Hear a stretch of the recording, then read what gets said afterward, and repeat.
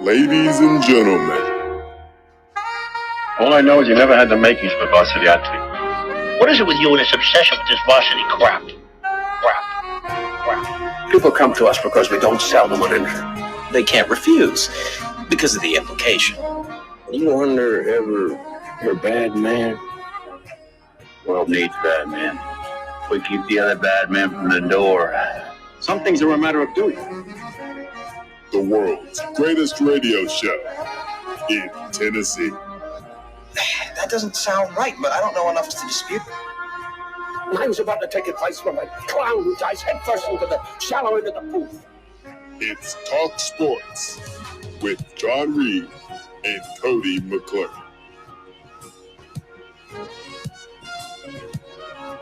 If it is to be said, so it be. So it is. So it is.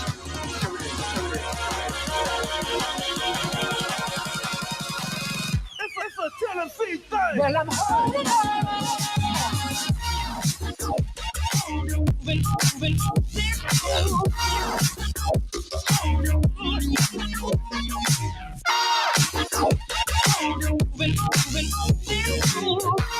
Back in the booth, back on the airwaves, coming at you live from the White Claw Hard Seltzer Studios. Happy Wednesday morning to you, wherever you may be. Maybe it's even Wednesday lunch, Wednesday evening, maybe it's Thursday morning. Either way, I hope you're having a good time. John Reed, no Cody McClure. We got Sam Beard and Bad News Bubba.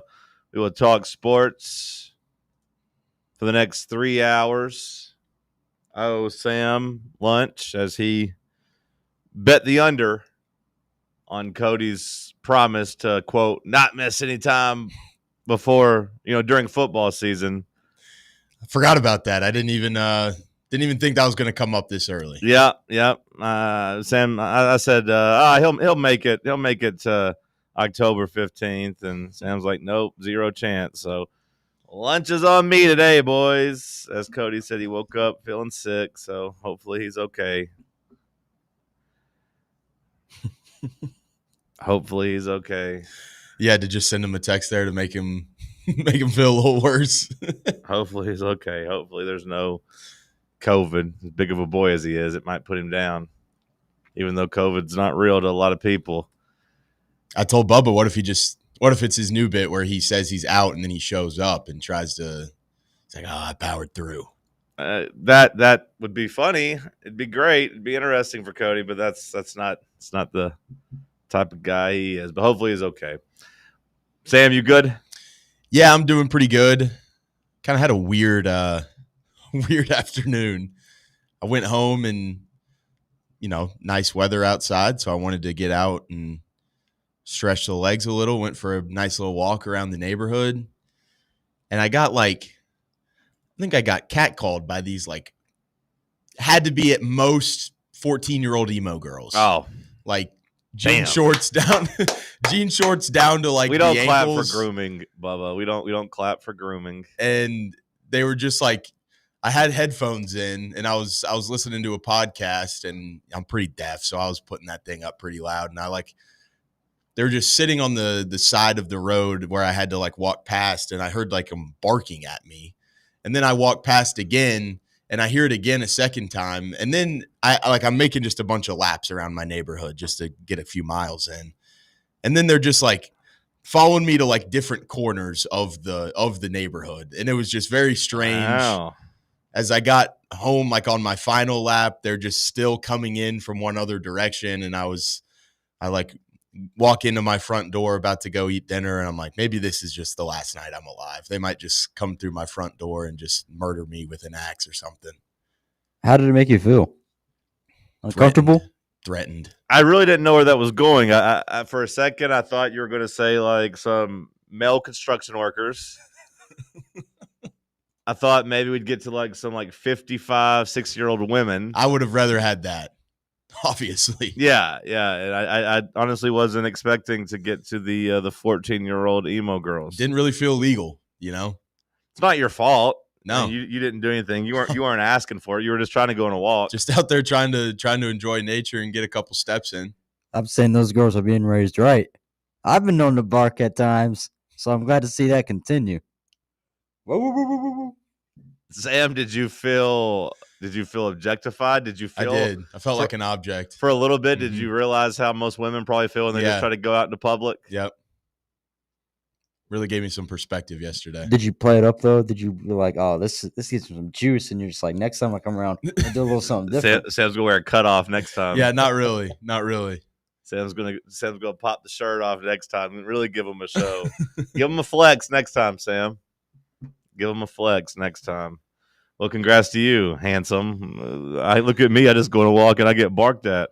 Bubba, did you hear that? How Sam felt though getting barked at? You should keep that in mind next time you try to bark at women. I'm still gonna do it respectfully. I don't know if you can respectfully bark. I'll say respectfully if they look at me, but I'll still bark. It won't be intimidating. I won't be like, you know, if they're walking by, you know, I'll just pat my leg and say, "Down, boy." Now, what are you telling to get down? Just the leg, you know, because it could be perceived as something else. John, I have no control. It could be perceived that I'm just a flesh body, John. That you're screaming for something else to get down because you can't control your urges. You should try to treat women with respect, Bubba. That's why I say respectfully. I don't think you can respectfully bark. I think you can. Respectfully. And they say, okay. Now you can respectfully howl. See, I view that as a howl more so than a bark. Okay. You're howling at the moon there. You're just overtaken. You sound like a Georgia Bulldog fan with the barking earlier. I've never seen them really bark at anybody respectfully. It still hurts. That's what my takeaway so far this week has been. Is yesterday I saw, a lot of cool quotes coming out. A lot of cool quotes coming out. Kelsey Pope talking about the new offense and the wrinkles they've put in. You have Star Thomas talking about how cool Joey was under pressure. And all of that was nice. But then I was like, oh, wait, we lost. These quotes would have been a lot cooler had we won. I haven't even mustered up the strength to watch any of the Brooks Austin breakdowns of the game or anything like that. I've seen some clips. I've seen some clips that have gotten clipped out. But no, I haven't gone and watched the full video. Which is funny because the last 3 weeks, I've been trying to consume as much Tennessee content as possible. We're in the content game, so we're living it. We're talking it all the time.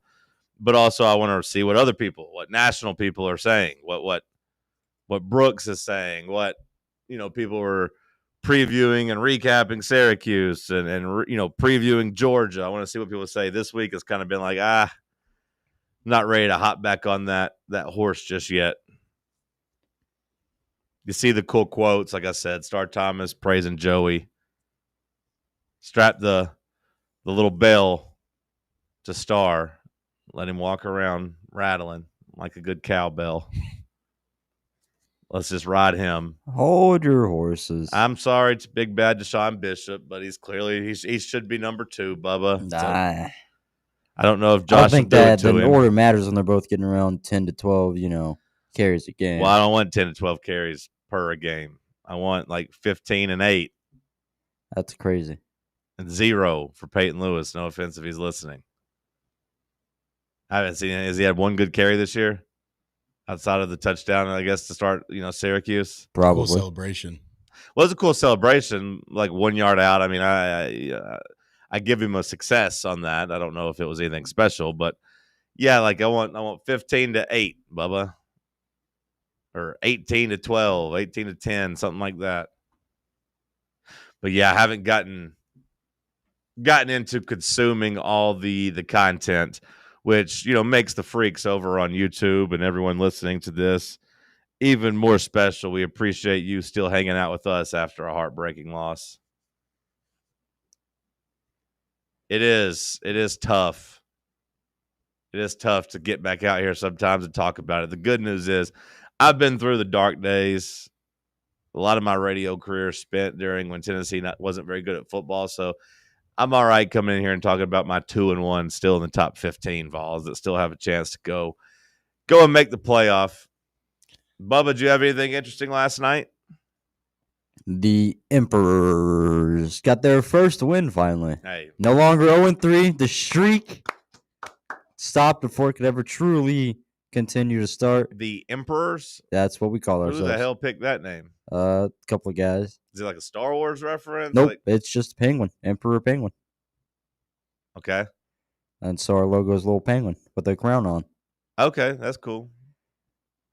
Did you make your own logo? I was going to say, did they give that to you or did they just... No, I mean, they did the thing. See, it's weird because a lot of teams will have, like, these AI, like, made, like, there's a team that we play and they have, like, an AI, like, baby swinging a bat. We've got some people that made their logo of, like, a blue jay with a beer, in quotes.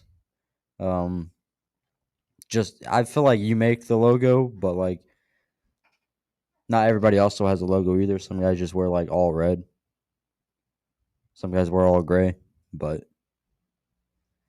it felt nice, though, John. Didn't really strike out, which that's always nice, because it's like, man, how do you strike out on a pitch that you can count how many, seconds it's going to take before it gets to you? Yeah, it's always a bad look.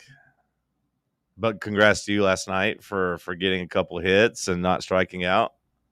Nope. I'm not calling it a strikeout. I fouled out, John. Well, I said not striking out. That's okay, what I said. I wasn't even going to bring up the foul out. Yeah. Now, some would say in softball, if you foul out, that's kind of similar to striking out. But I'm not going to say that to you. I'm proud of you. I'm proud of you for stepping up to the plate and knocking a couple singles. Who would you compare yourself to, just MLB-wise, out there on the diamond? They call me Barry Bonds out there. But Barry Bonds at age like 60? Because I'd still say Barry Bonds would be out there drawing a couple walks. No, I'd say I would say I'm like a worse version of Jeff McNeil for the Mets because I'm just a singles guy. Okay. I don't really hit homers. Sure. Overrated. Just move the runners over, Well, moving the runners, that's the hard part, Yeah. Just a selfish guy, honestly. Yeah. I just get myself on base sometimes, not all the time. It's hard to compare yourself to a professional athlete. Yeah, because none of it's going to feel right. Yeah. What would you say your batting average is on the season so far? On the season? Oh, God. You can go career if you want. You can take last season into account, too. It's going to take a little bit of math, so let's see. About 220? Yeah, we'll call it 220. Wink, wink. 220 with no homers. That's pretty bad. Where do they make you bat in the lineup? Bottom. 10th or 11th. That's good. You get on. You jump start the top of the order. I like that. What the hell happened in the W last night, John? It was a rough night for your boy. It was a rough night for your boy. Speaking of streaks being snapped, it was funny because going into the game, I saw like on the bottom line, like the Aces riding a 17-game win streak. I was like, this should probably be a bigger deal that they are riding a 17-game win streak as the playoffs come.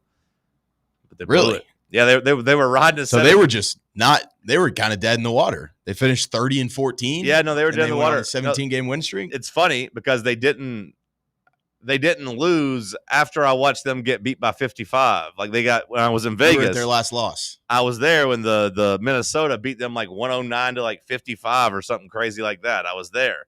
And then I came back and they won 17 straight. Until last night where they were up like 12 with 4 minutes left or like 5 minutes left and lost the game. My dream got their ass kicked. I was mad about that one. I was about to send Bob Baskerville a text. About how damn annoying Indiana was. I was about to tweet about how damn annoying Caitlin Clark was. You don't get to sit over there. What I was going to say, Sam, here's what I was going to tweet, but I was like, some people will find this and probably get mad. And I was like, I don't want to deal with it. And then Bob will text me, or I just don't want to deal with that. But like Caitlin Clark, you can't sit there doing all those damn celebrations when you quit on the team. You know what I mean? You can't sit there doing the finger guns and cocking the arms for 3-pointers when you quit on the team. Like a little sore groin it kept you out the whole damn year because the team wasn't good enough. You don't, and because she was struggling. You don't get to quit on the team and then sit over there rubbing it in people's faces. Shut the hell up. I'm officially out on Caitlin Clark. I was teetering, Sam, on being out on Caitlin Clark. I've been more of a Paige Beckers guy, the way she has handled business her rookie year. I like her game more. She's more of an ethical hooper. What are you going to do when Juju gets in the league? I don't know. She might be better than both of them. I got to be honest, I ain't really watched Juju. I ain't really watched many USC games. I mean, I know she's the truth. I know she's got, the stats and everything, but, I ain't really ever watched her. But I'll probably root for Juju. I'm out on Caitlin. Not a fan.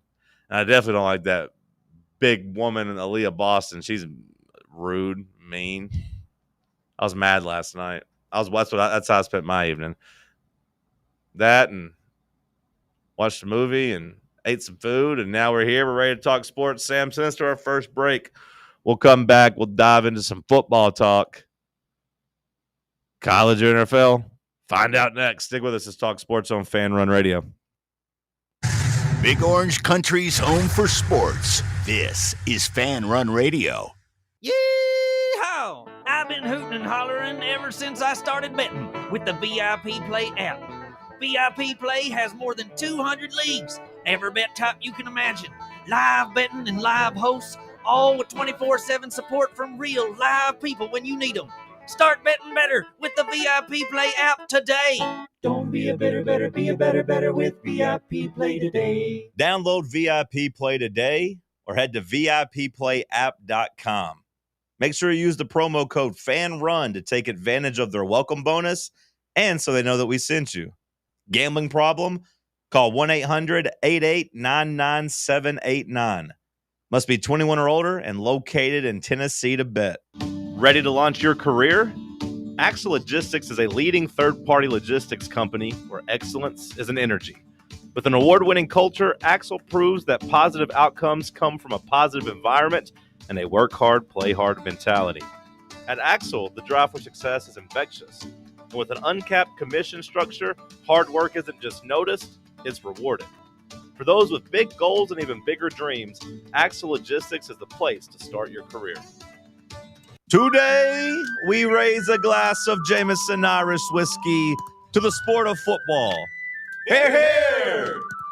To Gaelic football, born in Ireland in 1885 in its thrilling blend of soccer, rugby and basketball. On a massive field, 15 players kick or hand pass a round ball to score points over a bar or into a net. No pads, no helmet, no sense. Hear, hear! To college football, which kicked off in 1869 when Rutgers beat Princeton 6-4 in the Battle of New Jersey. With 11 players and helmets and pads, teams battle on a 100-yard gridiron with explosive pass plays and hard-hitting tackles. Unless you're called for targeting. Hear, hear! Since 1780, Jameson Irish whiskey has been enjoyed by sports fans all around the globe.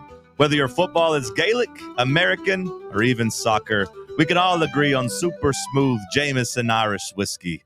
Hear, hear! Dick's House of Sport at West Town Mall is a destination devoted to sport, and it's your destination for exclusive events and experiences. Come visit a store like no other. Check out our 40-foot rock wall, golf performance center, Hit Track's batting cage, and outdoor turf field. You can now rent our space for private events and birthday parties. Learn more about our events and exclusive product launches on Facebook and Instagram at Dick's House of Sport KNX. Dick's House of Sport, proud partner of Tennessee Athletics.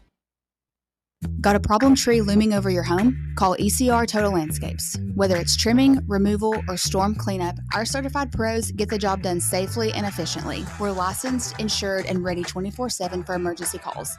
Big or small, we cut them all. ECR Total Landscapes. Call now for a free estimate, 865-384-2012, and mention promo code FANRUN for free stump grinding on any tree removal now through the end of the year. Also, visit us at ecrtotallandscapes.com.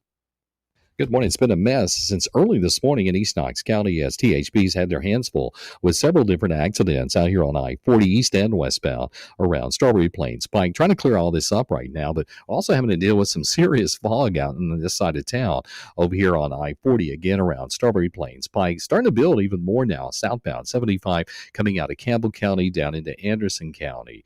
Hey, check engine light comes on. Don't panic. Google search Knuckle Busters Amco Knoxville. Amco serving East Tennessee Tennessee since 1962. I'm Commander Chuck with your on-time traffic.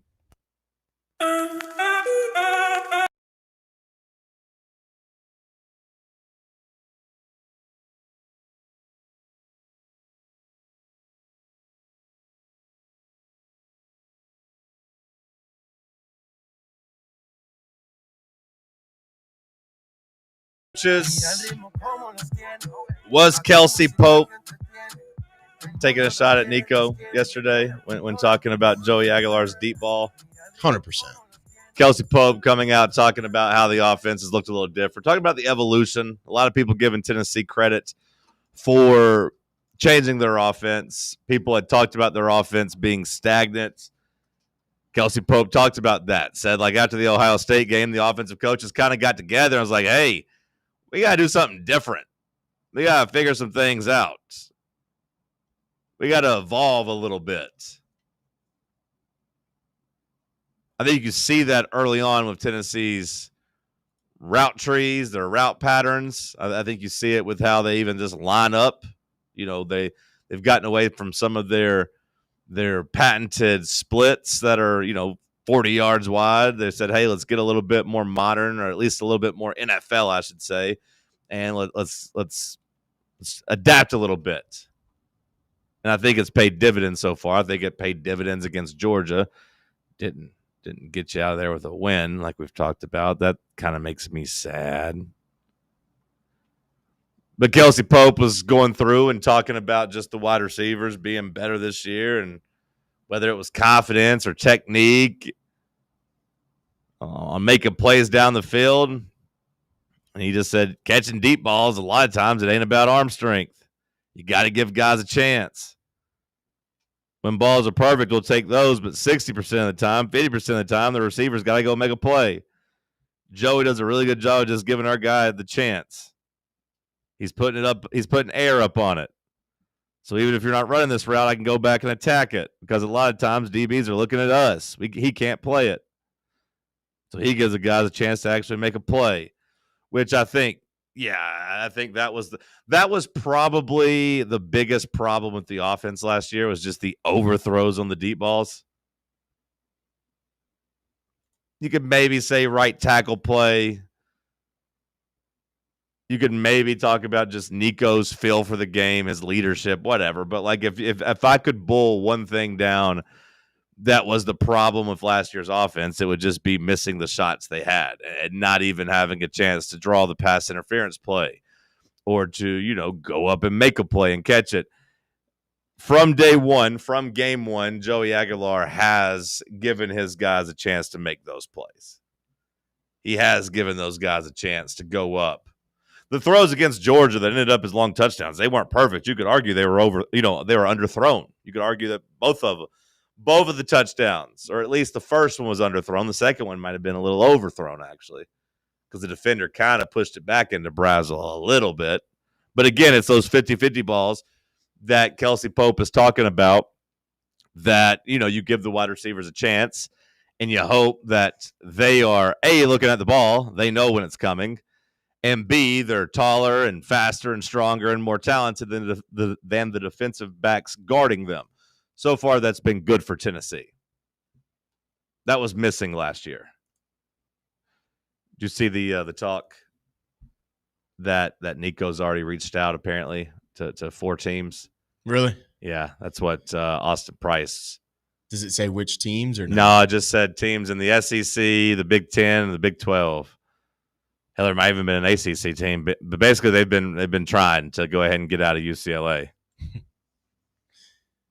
Would he just redshirt for this year? He basically, can't. He's already redshirted. Yeah, I guess that's true. He's just burning a year. DJ Lagway might have some competition. That's who Brooks said. Brooks said go get DJ Lagway, which would be pretty funny. But yeah, apparently Nico's already trying to get out of UCLA, which, I don't know if I even blame him in this situation. Like, I don't blame any of those guys for quitting on those teams. It is wild what, we had all the talk in the offseason about the wide receiver room not being as good and everything like that, and an injury and training camp and how that's going to just derail the season. But as soon as you just get accurate quarterback play in here, it elevates the play of those receivers as well. And like a guy in Chris Brazzell that everyone thought last year was just some bust throughout the transfer portal has come in here this season and has basically been putting up, crazy numbers compared to what he was doing last year. I'll push back on that a little bit because I think there's enough of a victory lap. There's enough of a slam dunk. Like I think the truth is already out there enough, right? Like Tennessee upgrade at quarterback. The quarterback's playing more consistent. He's on time. He's making throws. I still think, though, Sam, that the wide receivers have drastically improved from last year. Like, I'm not going to try to retcon and say the wide receivers, and by wide receivers, really just lump it under the offense, because I think you have enough people saying, hey, this looks completely different for Tennessee. Like we talked about Brooks Austin saying, hey, the wide receivers are running better routes now. The offense is doing a little bit easier things. I think all of that matters, too. Now, is Joey Aguilar an upgrade over Nico? Yes. But also, I think Chris Brazzell looks a little bit more comfortable and confident. I think Mike Matthews and Braylon Staley are more explosive and can make plays down the field. And the offense is also setting them up for more success. I think all of it's fair to say. All of it's accurate. I don't want to. Do you think we would have complained about those wide receivers as much last year, though, if you had Joey Aguilar at quarterback? Probably not as much. Like, but I feel like he'd elevate the play of Squirrel and Brew a little bit. I just don't want to. Saying, though. I just don't want to let them off the hook because I don't think we have to rewrite that because I still don't think they were good enough last year. Now, do I think they would have been as bad? No, you're probably right. Like maybe you do make a couple more connections deep down the field, and we think a little bit different of them. But like that wouldn't have changed the fact that Squirrel White's going to fall down every time he touches the ball. Like like Nico didn't do him very many favors, but like Squirrel, I don't think was a top tier like SEC type of talent when it came to wide receiver. I don't think it would have made Brew seem more explosive because it, I just think his injuries made him, closer to a damn tight end than a wide receiver. But you're right that it would have been less egregious for sure. But I just think that would be downplaying the improvement that Chris Brazzell's made. I think himself, that Kelsey Pope and the offense has made, Josh Heupel, his new system, his new wrinkles in the system that we're talking about. I think it's just downplaying all of those to act like Nico was the only reason things didn't click last year. And that's not even me defending Nico. Like I said, I think everything, the proof is in the pudding enough there. It just kind of sucks that as they were hitting rock bottom at UCLA, I'll go back and say, would have felt a lot sweeter had Tennessee beaten Georgia on that weekend. Really made that family sad. As now, they're reportedly looking for a home. He already is home. There's going to be egg on the face there for sure, like 1,000%, like making a whole big deal. Like it's very obvious to everybody with a brain. Now, I say that despite us having to listen to some of the national media members buy into what the family was selling, buy into the Sunseri offense, buy into UCLA being a better fit, all those things. Like that was a little frustrating, but like through 3 games, I think the truth is out there. I think everyone now knows, oh, wait, it is really dumb to act like Tennessee doesn't have a good infrastructure and a good set of skill players. It's kind of wild to see Todd McShay, NFL draft expert, all of a sudden talking about Chris Brazzell as wide receiver number 1. That seems crazy, but like, I think we all knew he was talented. I think we all knew Mike Matthews and Staley were talented. So, walking away from those guys did seem risky, despite the Chicken Littles of the fan base freaking out over the Chaz Nimrods of the world leaving, the Caleb Webbs of the world leaving, saying, where are our wide receivers? We got wide receivers at home. After hearing those comments from Kelsey Pope yesterday, is it kind of frustrating to see, like the Tim Banks tendencies that we talked with Brooks about, just that man-to-man bump coverage stuff, and how Pope and that offensive staff said, hey, we went to Ohio State and we felt like we needed to really kind of get back into the bag and try and put some new wrinkles in there, where it kind of feels like Tim Banks just maybe said, hey, let's roll the ball out there again and let's kind of do the same thing we've always done here. I don't know, because yesterday we were told that we ran more zone than we ever had. So I don't know if it's fair to say to that Tim hasn't tried different things. Now, the big plays that happened all happened to be in man coverage. And you did allow some explosive plays, and that happened in man coverage. So that's frustrating. That makes it look worse. But I got to trust the guys who are watching more closely and breaking it down and talking to people about those specific things. And they said that Banks actually ran more zone than usual. Now, do I think it looks bad whenever you're in man-to-man bump and run coverage with a true freshman and you get burnt on 4th and 8 or 4th and 6, whatever, to blow an 8-point lead in essentially the game? Yeah, I think it's a bad look. Do I think it's a bad look when you have Andre Turrentine out there trying to tackle Branch one-on-one and he's taking a completely bad angle and that man coverage gets busted for a 45-yard screen pass touchdown? Yeah, it looks really dumb. But I also saw some clips, Georgia fans, I don't know if it's my algorithm or if it's getting retweeted or what, but I saw some clips of Gunnar Stockton really threading the needle against zone defense too, splitting some really tough passes into some zone windows too. So, I just think Georgia was able to really muster up some of that 5-star heart to go along with the 5-star talent.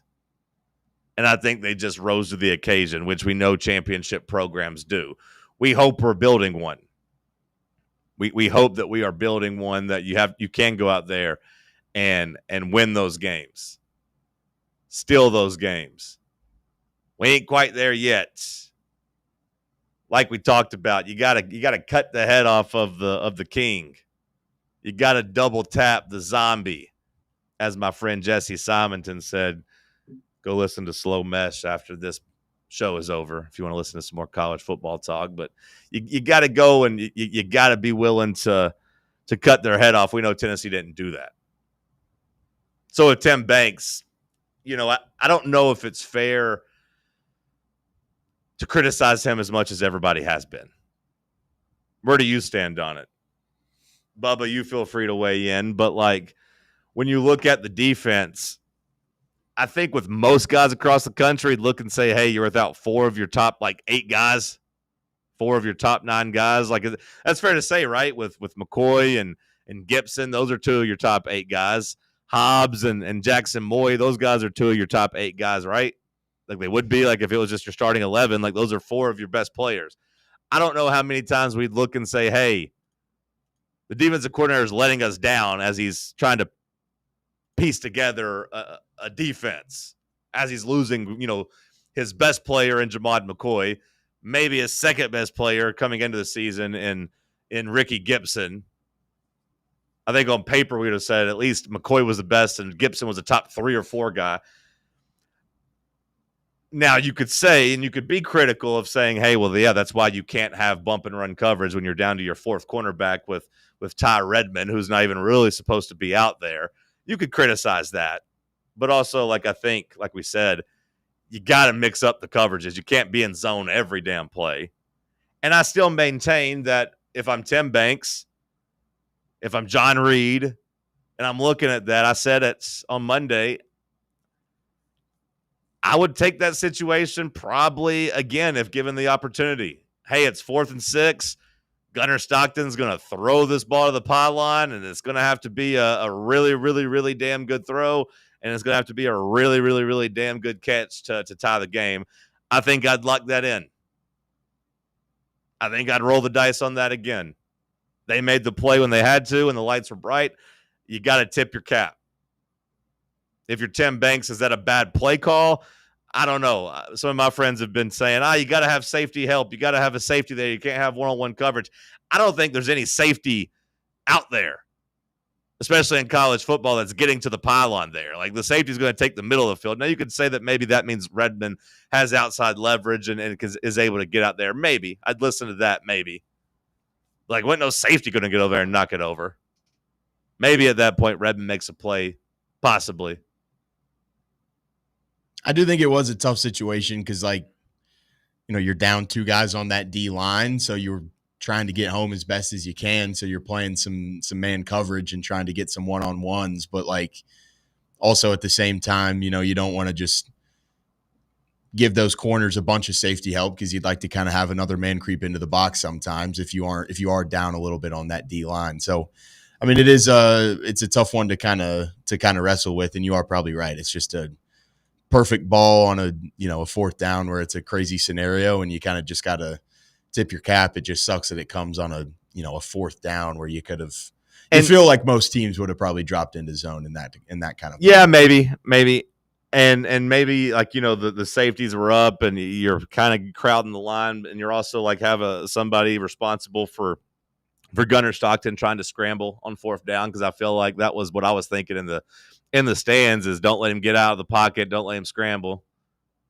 Now you could also say, like, if you're playing, is there a Monday morning safety? I know we hear about Monday morning quarterback. Is there a Monday morning safety or linebacker for defensive second guessing? I don't know, but like it did feel like in that fourth quarter with the energy of the crowd, it did feel like that pass rush started getting home a little bit. It did feel like, Josephs was out there wreaking havoc. Of course, he got the strip sack fumble. Like, maybe I don't send extra pressure, and maybe, I do play a little bit more conservative and hope that my front four gets home. It sucks. It sucks because it's one of those losses. And apologies if you're tired of hearing about the loss. I don't really want to talk about UAB just yet. But it's one of those losses where you look, and if just like one of 8 things go differently, you probably win. And somehow it felt like you were on the wrong side of 8. Either bad plays or bad decisions or missed calls by the officials. Like, oh, man, if they don't call that one pass interference to start their drive, maybe we stop them. Oh, man, if they don't. If they do call the holding at the beginning of overtime on that long run, maybe they end up missing a field goal because it'd be 1st and 20 from the 35, and all of a sudden they probably ain't picking up the first down, and their kicker's probably having to make a really pressure-filled 40-yard field goal. If we'd had a safety over there. If it just wasn't a perfect pass. If we had gotten 7 more yards, if we hadn't gotten a false start, if we had just made the damn kick even after all that, if Mike Matthews had just caught the ball at the beginning of overtime, he's maybe still running. Like, all of those things are, oh man, what if? And it sucks because it does feel like if you just had one of those 8 things go differently, you probably escape with a program solidifying win. I know it's been said by other guys, but watching this play back, the 4th and 6 touchdown pass, and it's tough. 'Cause it's like I don't really have a problem with the amount of guys that were rushing. We rushed 5, aka we had a linebacker coming off the edge, the other guy dropped back into coverage, but then our safety comes up, so he's playing within 5 yards of the line of scrimmage. I understand it's a short yardage situation, but you got to understand you're in the red zone of the field here, right? So you want to allow stuff in front of you. Don't let anything behind you in this situation here. But he comes up, so he's within 5 yards of the line of scrimmage here. And then, we see the delayed, press and release over here where he ultimately just gets beat the whole time. And it's just tough because it's like we have, looks like 2 linebackers and the safety all in the middle of the field. So I guess we're playing for like the over the middle situations. Well, I mean, I think what we're trying to do there, Bubba, is we're trying to guard the middle and make them. I think we were trying to make them throw the throw they had, and they did it, I believe, on 2nd down. And Colton Hood strapped the guy up. Colton Hood put him in the seat belt, tucked him in, and you were able to have that coverage. I think that's the frustrating part, Bubba, is that they beat you on the throw that you wanted them to make, the one you were trying to force them to. So if you're talking about like 2 plays prior to that, it was the similar look, but they dropped back further. Granted, there's more field to work with, so Sure. It makes sense as to why they would drop back. But and Hood had great coverage, and this time, I don't know what they did. In terms of matchups on different sides, because it's the same side of the field. I don't know if Hood was just shadowing all game. I haven't really gone to look at that, or if it was just an inside receiver getting outside or whatever. But like, it wasn't Hood out there. It was your true freshman. And there was about a yard where that guy could have made the throw that would have given his receiver a chance to make the play. He did, while also staying in bounds, and he made it. So to answer your question, Sam, about Tim Banks, when I hear the offense evolve, I don't think it's fair to judge Tim Banks too harshly right now. Now, if he gets lit up by Mississippi State and he's stubborn there, we'll have a different discussion. Georgia had 5-star players making 5-star plays. Mississippi State ain't got no 5-star players. They shouldn't be making 5-star plays. Hopefully you'll be a little bit healthier as it happens too. But you talk about adjustments. I got to say, I didn't feel like we got beat over the middle of the field, right? That's what everyone bitched about last year was how the middle of the field against Georgia was just wide open. I know, Sam, you were worried about the tight ends and you were worried about the middle of the field. It didn't feel like that was the case at all on Saturday. It felt like they were beating you deep down the sidelines. It felt like they were beating you there. Well, also the edge, too, with their screen passes and, stuff well, like yeah, that. that's what I'm saying. Like, yeah, just the edge. So, yeah, the deep pass on the sideline. But, yeah, I just mean, like, out on the sides. Like, the quick screens, the branch out there. And then, yeah, the plays down the field. They beat you on a couple either back shoulders or go routes. Like, last year they picked you apart across the middle. So, like, if I'm Banks, at least we didn't get beat the same exact way. Not to sound like I'm carrying water for the guy. I'm just saying, like, I did see a little bit of an evolution. It's just, A, you didn't have enough horses, and B, they just made big-time plays. I do think that's where Georgia is, like, just more athletic than you, too. Like, Yeah. your linebackers aren't as good covering laterally as Georgia's skill positions are. And some of them just couldn't make tackles when they got there. And then, you get those corners and safeties into making plays and having to go tackle in the open field. And it's just not, you don't have those guys that they've got. I hate singling people out, but, like, if I'm going to judge Tim Banks for something, it's like, hey, we got to find a better safety somewhere than Turrentine. Like, that's the position we haven't been able to recruit. Right. We ain't been able to recruit it, and, like, that's the one position we ain't been able to, like, fill in the transfer portal either. Like, we have not gotten any safeties. Like, and again, I'm sorry if you're listening, Andre, but, like, some of those angles in that game, some of that effort in that game. I'm telling you, if you go back and watch the highlight of the first touchdown that Gunnar Stockton ran in, it's maybe one of the worst plays I've ever seen a safety make. Would Jacoby Thomas make these plays? Jacoby Thomas probably would have made the play. Like, because there's one, I don't know if he'd have been in coverage helping you there, but, like, I know one thing about Jacoby Thomas, he likes to hit. And there was one play, where Gunnar Stockton scores a touchdown where it didn't look like Andre Turrentine was interested in coming up and hitting him. I feel like as a safety, it's one thing if you don't want to come hit Derrick Henry, hit Nick Chubb, hit a big running back, or if you don't want to come and get embarrassed by, Zach Branch in the open field like he did on that screen pass, like you take the wrong angle there and you're a little unsure. It's another thing if you're scared to come up and, like, torpedo a quarterback. You should want to hit the quarterback. And if you go back and watch it, like, Jacoby Thomas 100% would have shot the gap and probably hit him at the 4-yard line and cut his legs out from under him 1,000%. Instead, Turrentine kind of tiptoes. Stockton gets up the field and jukes him out. Like I said, it's one of the worst plays I've ever seen a safety make at a high level. And it just kind of set the tone. And Tennessee was poor at tackling. They were bad at tackling all game, and I think it started on that first drive.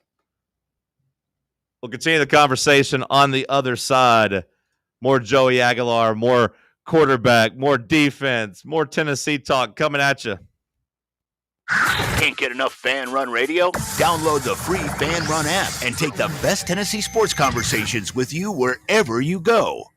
At Knoxville Insurance Group, they understand the challenges many consumers face when searching for insurance coverage. That's why whether it's for you, your family, or your business, they create a coverage plan specifically for your unique needs. Knoxville Insurance Group is an independent firm, which means they aren't beholden to just one insurance company.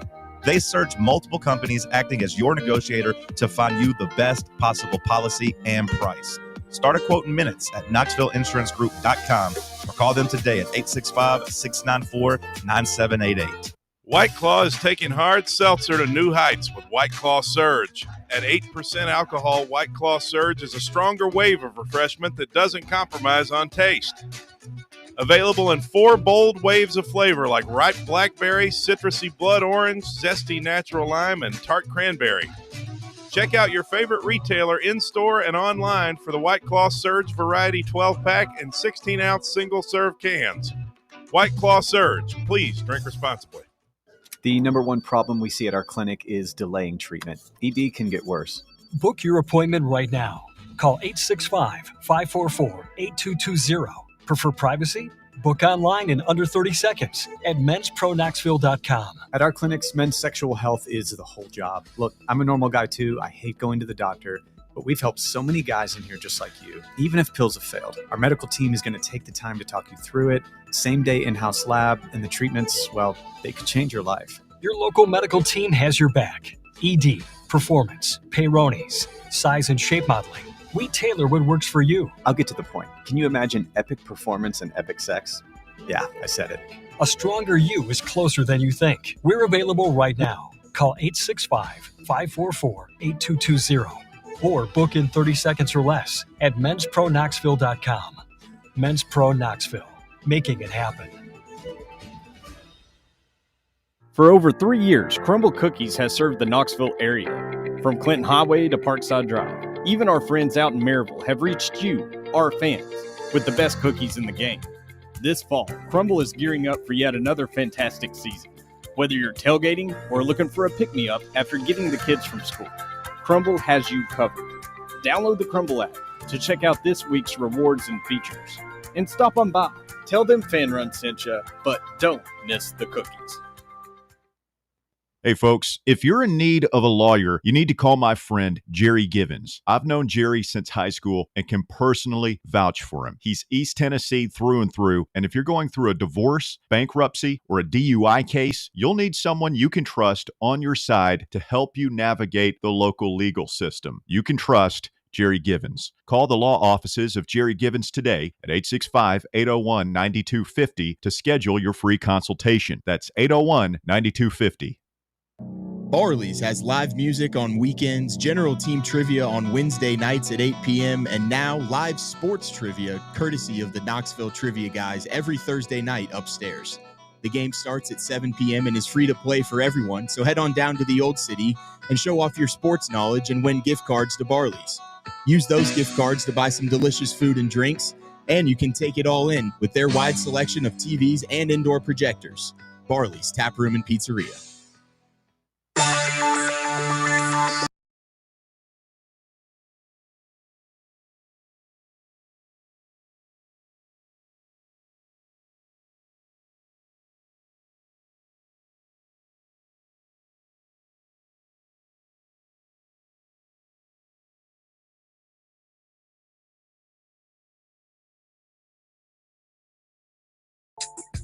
Back in the White Claw Hard Seltzer Studios, drink the light, refreshing White Claw Hard Seltzer. Drink it responsibly. It's Wednesday. It still hurts. It does. It does still hurt. Although, tight end Miles Kitzelman, I got to say, off to a little bit of a disappointing start to the season, I feel like. Yeah, maybe we just thought we were going to be kind of living in 12 personnel this year off of what we did last year, and then like the kind of revival of the hypo offense from the first couple years. You haven't had to use that tight end as much. That's probably fair, and it's also fair to point out that he dealt with an injury pretty much all the way up to the season, so like he might happen to be catch his stamina. So both those things are probably fair, but also, he dropped that ball on our last drive. It ended up not mattering because Aguilar hit Staley on the out route to pick up a first down. But boy, was I mad after they had tied the game. Then he dropped that pass to make it like 3rd and 1. Maybe he could have carried the defender for a first down. But Kitzelman, one of the leaders on the team, still doing a great job mauling people. Like everybody that watches the film and everyone that talks about our run game, they always shout out the tight ends. Same for Ethan Davis. None of those guys, neither one of those guys have really made a huge impact catching the ball just yet. But I will say that they seem like they have really been blocking well when out there. But Kitzelman says, hey, we lost, but it's a similar position to what Georgia was. I don't know if I want to use them as an example, but last year's SEC champs lost week 5 to a team and turned around and won the SEC and went to the playoffs. We are in the same exact boat right now, he says. I mean, swap the weeks out, but yeah, week 3, week 5, whatever, Bubba. early in the season, before the midway point of the season. I do think we all would sign up for a early season loss versus a late season loss, right? I mean, I do think last year, now maybe it was the fact that you didn't score in the second half. Maybe it was the fact that, they punch in that last touchdown at the end, but like you didn't really get any credit for that Georgia performance last year. It hurt you. Somehow, strangely, despite it being, I thought, a pretty competitive game. Now, yeah, they took control in the fourth quarter. They beat you by 14, but you were tied at halftime. You had a 10-point lead, late in the first half. But when they beat you in November, it almost knocked you out of the damn playoff, which was maddening. A road loss at the SEC champs. If you're into the quality loss conversation, it does feel like this loss to Georgia, which still hurts, is going to be a better loss than either of the two you had last year. And looking at their schedule last year, it's like they went after that Alabama loss and put it together for a few games and then got that big road victory at Texas. That kind of feels like this team going into Tuscaloosa and taking care of business on the road. Yeah, I mean, that's obviously the most important game, right? We all agree on that moving forward, that Alabama at Tuscaloosa is still the most important game, or is Oklahoma at home more important? Like, which one do you look at? I mean, I would say Alabama, but also at the same time, like, you don't want to lose 2 home games in the same year. Losing 2 home games, and who knows? Like, there's a chance that Georgia annihilates Alabama next week. Like, there's a chance. I'd be surprised if Alabama got blown out again and got just like physically dominated. Maybe we shouldn't be because of what they showed us against Florida State. Maybe we shouldn't be thrown off the scent because they beat up on 2 lifeless teams, including Wisconsin. Lifeless. Luke Fickell does not seem long for that job. Like, he feels like the next coach is going to get fired, right? In terms of these early seasons firings, it seems like he'd be next. Have any of those players hit the transfer portal from UCLA or Vatech? I think I saw one Vatech guy, but like it hasn't seemed like there's been a huge mass exodus just yet, which they do have 30 days. I saw that about 8 kids decommitted from UCLA already. Decommitted, I get. Like, yeah like I'm not going to go A, to a loser program, but B, to a coach that I don't even know. Especially in today's NIL days, I'm decommitting, and let's open the bidding back up, boys. Maybe Sam, Bubba, like we'll get to that point after this week. Because the red shirt rule, all these players at Vatech and UCLA, they could play a 4th game. And if they lose again or if things aren't better, then you could all opt out and say, hey, we're keeping our red shirt. Maybe that's it.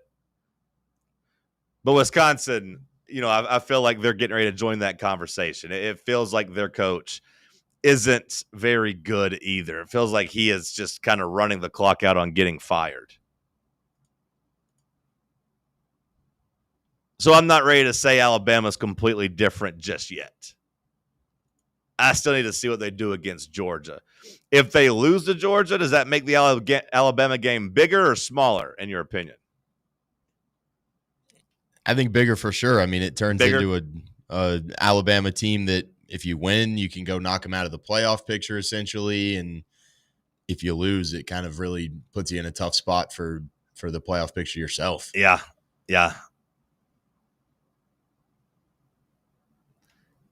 If they beat Georgia, though, like they kind of get back in that driver's seat to the playoff. And then if they beat you again, then like you're automatically boxed out from taking their spot. Even if they lose on the road at Georgia, I still think everyone would give like Tennessee respect for beating them on the road, or a road loss there doesn't maybe carry as much weight. If they already have 2 losses, maybe they'd still find a third and be eliminated themselves. I don't know. It's huge. It's probably the biggest game. Oklahoma creeping in terms of, like you said, you just don't want to lose another home game. It's still so early for them too. By the time they get here in November, they could have 3 or 4 losses. Oklahoma could be a nobody, or they could be a top 5 team in the country. That's the thing about the schedule. It's tough, but what that means is, like, if they win it, or even if they navigate, with only 1 loss, that they could come in as a big time game ranked about the same place Georgia is. Of course, you wouldn't have the losing streak, and they don't have the program current prestige of Georgia. But when I look at Oklahoma, all of a sudden, like that Texas game, I don't think Texas will be underdogs in that game by any means, but I feel like that'll be close to a damn coin flip. Should be. Whereas in the preseason, I think we looked at that and said that's a loss for Oklahoma. Now you look at it and say, it's one Oklahoma should probably win with the way the teams are playing right now, or at least you're penciling as a coin flip, like I said. Who do you feel like's the biggest threat around the SEC to Tennessee's like playoff chances? It's probably one of the teams. Georgia. I was going to say it's probably one of the teams that aren't even on the schedule. Like, I mean, LSU obviously, but like I think Ole Miss and Missouri, two teams that aren't even on your schedule. Because we talked last year about how easy their schedule was, and it still is. Last year we didn't really buy into Brady Cook in Missouri, but so far they're passing the test. That new quarterback's playing pretty well. Drinkwitz staying kind of under the radar. They don't have near as much pressure as they did last year when they were preseason picked to go to the playoff. This year they're kind of getting to be the underdogs, which is a better place to be in. And then Ole Miss, like, until they lose a couple, they got enough quality wins on that schedule mixed in with an easy enough schedule that they should be able to stay under that radar and kind of creep into that top 12 as well. They already, avoided, of course, their big landmine against Kentucky. That's what derailed them last year, ultimately. Do you have a different answer? I'm not as threatened by Ole Miss. I do like the Missouri answer. I'm just not buying Ole Miss. If they're gonna miss the playoff last year with Jackson Dart, I just don't see him doing it with Austin Simmons, who's banged up right now, and I just don't think he's as good as Dart was. I don't think so either. I think but that defense is worse this year too. Yeah, no, I think so too. But just when I look, I mean, like if they beat Tulane this weekend, which I know Tulane's gonna be a little tricky, then they get an LSU team at home that I don't think any of us think is very good or like elite. I don't think they're unbeatable by any means. You get them at home, all of a sudden, if you win that game, you'd be top 4 in the country probably. You'd take LSU's spot in the top 5 at least. Weird game. You like Ole Miss to beat LSU in that game though? I feel like that LSU defense is still good enough to be able to kind of stifle what Ole Miss is doing right now offensively. I know you got 5 extra possessions and you only put up 13 points or whatever it was. Here's the thing we'll do about this, Sam, and here's the thing I'll say about every team pretty much. Maybe Tennessee and Georgia excluded. It's so early that I don't even know. Like, are we sure LSU's defense is actually good? Because, like, they went against DJ Lagway and they went against a broken Clemson offense. Like, are we sure that defense is actually elite? They might be. And, I know they got some elite talent over there, and they spent money on it in the transfer portal and everything, and Perkins is a beast, and I get all that. But, like, all of a sudden doing what they did to Clemson don't seem that impressive. Florida just seems kind of broken offensively. So we'll see about Ole Miss, but we'll see about all these teams, LSU's defense. We'll see about Oklahoma. We'll see about Tennessee and Georgia more and Alabama, all those things. Still early on. Hour 1 of the books. We'll kick off hour 2 with some headlines. It's Talk Sports on Fan Run Radio. The flagship station for Tennessee football. Fans. Fan Run Radio. With over 60 years of experience in the industry, Merritt Garage Doors has a wealth of expertise in commercial overhead doors in the East Tennessee area. Merritt offers a wide range of door styles like sectionals, rolling steel, high-speed, and sheet doors. They also supply and install a wide range of dock equipment. If your business is in need of overhead doors, no matter the type, look no further than Merritt Garage Door, Knoxville's best and most trusted overhead door company. Contact them anytime for a free estimate at 865-933-5319 or online at merrittgaragedoor.com. Inward Half is committed to the game and the memorable moments that happen in between. From the tee box to the tailgate, from the green to the big game. For the first birdie with Dad, the first big win with Mom. Friday night lights, Saturday superstitions, Sunday traditions. Fall into the comfort and unparalleled performance of Inward Half. This fall, enjoy the walk-in. Dental health is so important. It's one of those things that if you don't stay on top of it, it can really come back to haunt you, both financially and, of course, in terms of your physical health. If it's been a while since you've been to the dentist or you've got a dental issue that needs attention, do what I do. Go to Malone and Costa Dentistry at Knoxville Smiles. You can schedule your appointment online right now at knoxvillesmiles.com or just give them a call at 865-539-1776 and tell them Fan Run Radio sent you. You're listening to FM 105.7 and AM 1340, WKGN Knoxville, and W289CU Knoxville, Fan Run Radio. Hey Knoxville, Surfside iced tea and vodka made with real brewed tea is only 100 calories, 2 grams of sugar with no bubbles and no troubles. That's right, zero carbonation, so it's easy to sip and enjoy. Headed to a game day or party at a friend's house? Bring an iced tea or lemonade variety pack from Surfside or try their green tea and new raspberry tea vodka. Find the can with the sunset stripes this season. Surfside iced tea and vodka, sold at bars, restaurants, and stores near you. Surfside iced tea and vodka, sunshine in a can. Must be 21 or older. Enjoy responsibly. Yee-haw! I've been hooting and hollering ever since I started betting with the VIP Play app. VIP Play has more than 200 leagues, every bet type you can imagine, live betting and live hosts, all with 24/7 support from real live people when you need them. Start betting better with the VIP Play app today. Don't be a better, be a better with VIP Play today. Download VIP Play today or head to VIPPlayApp.com. Make sure you use the promo code FANRUN to take advantage of their welcome bonus and so they know that we sent you. Gambling problem? Call 1-800-88-99789. Must be 21 or older and located in Tennessee to bet. But to have him just admit that the reason he was a Vol was because of 2 big fat white women, really a shocking revelation from Brian Williams. You're listening to Talk Sports. Duke Cruz got me drunk, got me 2 fat white women, and I woke up, I was a VFL. He woke up like a piece of turkey just right there between 2 pieces of white bread. Thick pieces of white bread. Texas toast. Just sandwiched right there in the middle. Airing every day from 7 a.m. to 10 a.m.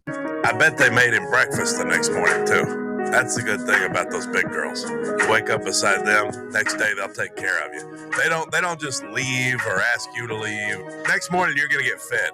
Going to brunch with them is not about the Instagram pictures. It is not about the mimosas. It's about the satisfaction of brunch. It's not about the Instagram captions. They want the biscuits and gravy too. Matter of fact, they're like, hey, you know what? Let's just go to Cracker Barrel. Give me an Uncle Herschel's. It's funny you mentioned Uncle Herschel's because that's what I usually get. I know, Cody. On 1340 WKGN. Brian Williams. Thank God for Brian Williams just being honest with us. In a world full of faking, he just wanted the big women and bacon.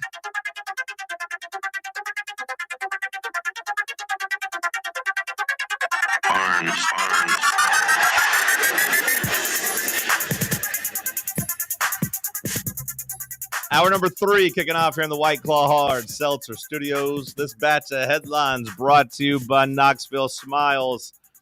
From now until the end of the year, they're offering half-price whitening with a cleaning. That's right, a half-price whitening with a routine teeth cleaning at Knoxville Smiles. Call today to set up an appointment at 865-539-1776. That's 539-1776. Or you can book online at knoxvillesmiles.com. Now open until 7 p.m. on Tuesdays and Thursdays. You can smile brighter and wider with Knoxville Smiles. Which one of the P team is taking headlines? Who's got them? Who's giving us the news? A little tag team? All right. Somebody asked about trivia, asked if this was a Best Buddies program. What is a Best Buddies program? 2 special needs kids. Oh, that's what they said? Yeah. Oh. Well, they said we just got done listening to Tuesday Trivia. Is this a Best Buddies program? I didn't really know what they meant. Stop hate. That's really rude, yeah, that they would say that. The word. And I kind of hate that I perpetrated it. I wasn't sure what that meant. I kind of thought they were asking if you guys were best buddies or just like you have to do it together, kind of like the headlines. I'm sorry for repeating them making those type of jokes towards you. That's tough. With that being said, let's hit some headlines. P-Team, you guys can team up. Sound it out. Memphis's head coach, Ryan Silverfield, was making some interesting remarks, throwing some shade at Georgia during a radio appearance, and said that we always start off our Sunday team meetings with a not our standard segment.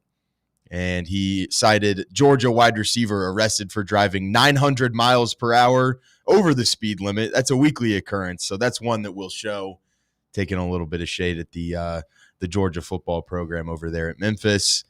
I don't think they are going to be playing Georgia anytime soon or anything, but hey, I mean, I guess he is right. You know, they got a bad precedent that they're setting over there. If I'm Georgia, I'm like, why the hell you bringing me into this? It's the middle of the season. Like those are off-season jokes. Memphis, those are the type of jokes you make during the offseason, not right now while Georgia's back in the top 5. And quite frankly, I feel like it stayed out of trouble the last couple weeks. Yeah. Do they get in trouble during the season a lot, or is it just in the offseason? Because I feel like it's always in the offseason when they actually get in trouble. I feel like it's the offseason, yeah. But then Jalen Carter did get in that wreck that killed that person. Well, that was right after the season ended, right? Wasn't it like right after their celebration? Okay, maybe it was. For some reason, I was thinking it was in between like the SEC championship and like the national championship, but you might be right. I feel like it was like right after their like championship parade or something. Okay, that sounds more accurate. That sounds more accurate. Cal Raleigh has the big dumper home runs number 55 and 56, passing Mickey Mantle there for it marked for a switch hitter. Stood since 1961. Hit his 56th homer in the next inning, matching the club record that Griffey established in 1997. He then matched that the following year. So we'll see if the big dumper can hit 56 next year. But hell of a season for him. Fun team that they've got over there. And maybe the best nickname in sports right now. Do you think it's not the best nickname in sports, but like it's one of those that right now I don't have one off the top of my head, but I don't really like the big dumper nickname. Is it just supposed to mean he has a big ass that they're saying? Like, oh yeah, yeah, it's got a big dumper. I mean, we called Vlad the wagon. He's got a wagon. Vlad who? Vlad Guerrero Jr. Oh, okay, Junior. Okay, whenever you said Vladimir Guerrero, I was thinking the daddy. I was like, we didn't call him the wagon. Where do you stand on MVP race? People are trying to give Cal Raleigh the MVP over Aaron Judge. He was real bad coming off the All-Star break. I feel like that should knock him a little bit. Cal was? Yeah. Like I think there was a stretch there. Correct me if I'm wrong, Bubba, but I think he was hitting like 200 maybe coming off the All-Star break. I mean, I'm not going to correct you. I couldn't really tell you. I didn't pay too much attention to Seattle, but I was going to say I saw a comment that kind of put it in perspective when arguing about it. It was like if you take 0.180, it's like 18%, however you phrase it, 0.180 off of Cal Raleigh's OPS, he's kind of just an average player. If you take 0.180 off of Aaron Judge's OPS, he's Cal Raleigh. It's a good way to put it. Like AKA Judge's OPS right now is 1.127, whereas Raleigh's is 0.95. So like quite a bit of a gap there. But like, yeah, it'd be a solid player if you take 0.18 off. Aaron Judge would be Cal Raleigh if you took it off. That's what the gap is. I'm partial to Cal Raleigh in this race just because one, Aaron Judge, Yankees, ooh. Yeah. Two, another thing, catcher, switch hitter. Mariners, not the same Mariners team they've been, so he still kind of kept them in that wild card race. Now, hold on, Bubba. Hold on 1 second. I'm not the biggest baseball guy in the world, so I'm going to give you a chance to explain it. But what the hell does him being a switch hitter have to do with anything? I just think it displays more of a versatile skill set. But what's it matter if your batting numbers still aren't better than the other ultimately guys? It doesn't matter, but it just shows your ability to hit from both sides of the plate against righties and lefties, you know? Well, yeah, but if Judge is still hitting from one side of the plate better than he hits both sides of the plate, what's it matter? I mean, it doesn't really matter, but it's just a aesthetic thing. Talking splits, maybe, or I mean, like maybe Aaron Judge is just terrible against lefties or something like that, and then it. Well, I've never heard that Judge is terrible against lefties, I'm just saying, and like his overall numbers are still so much better. So, like, if the guy can do it from one side of the plate better than somebody can do it from both sides of the plate, combined, I'll take the guy on one side of the plate. Being a switch hitter is cool. At least it was growing up. Like, it was cool, but like I just didn't know if it actually meant something to the team. I get not being an automatic out against a lefty, but like I said, I haven't seen that narrative about Judge when it comes to righties versus lefties. The Masters and Amazon have a deal that will put the first 2 rounds of the event from 1 to 3 p.m. on Prime Video. ESPN's coverage of the tournament will continue from 3 to 7 p.m. for the first 2 rounds, while CBS traditional coverage will remain on the weekends, but the Masters kind of being that last big major in golf to have really put a different third party kind of into the fold, as it's been ESPN and CBS for a while is kind of the 2 main guys locking down that coverage over there, but the Masters expanding their horizons a little bit, going further into the streaming world, going with Amazon for the first couple rounds. Kind of crazy. Aaron Judge is batting .323 with 34 homers against right-handed pitchers. He's batting .333 with 14 homers against left-handed pitchers. I didn't think it was that big of a disparity. I was just saying, like, no, that one guy was like way worse on one side, right? But yeah, Judge ain't that guy. Yeah. And the home runs are different only because there's 485 plate appearances against righties and only 143 against lefties. Like the ratio seems just as high against lefties. So yeah, Judge smashes both of them. One of the best hitters of all time. This Amazon Masters coverage, I was reading about it, and it said from 2025 to 2026 will have 50% more coverage for people, which I think everyone wants, right? We want more Masters. Mm-hmm. We want to watch that more. I saw Amazon has like one of their leadership guys. Someone was saying is on Augusta's, is like a member at Augusta, so like has an in there, so there's like a relationship there. That would make sense. That's not something I verified. I'm just taking stuff off the internet and taking it as truth. Let me check, but yeah. So 50% more coverage for the Masters. I feel like that's a win. I would like to know how much they paid for it, though.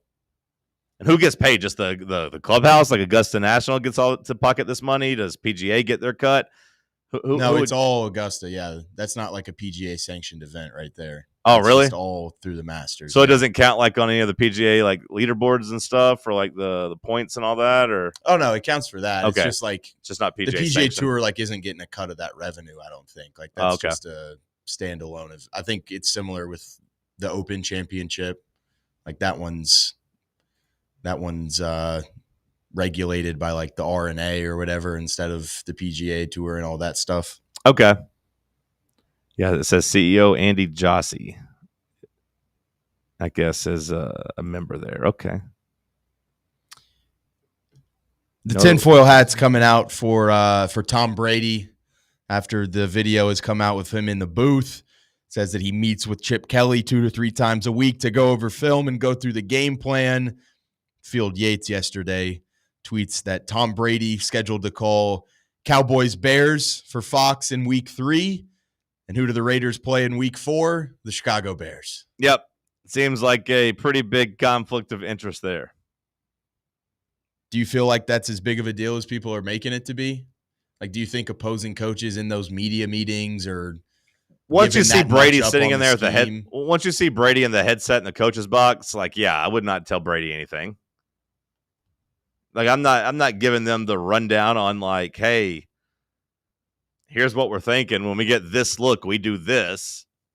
Hey, we put this new wrinkle in. Hey, like we've developed this new thing we do. No, I wouldn't tell him that. You think ESPN showed him in the booth so that they can try and get him out of the booth in Fox?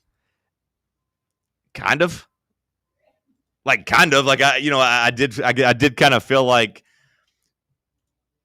does he do this often? Did he like even think or even stop to think that they would put him on TV? Did he care? Like,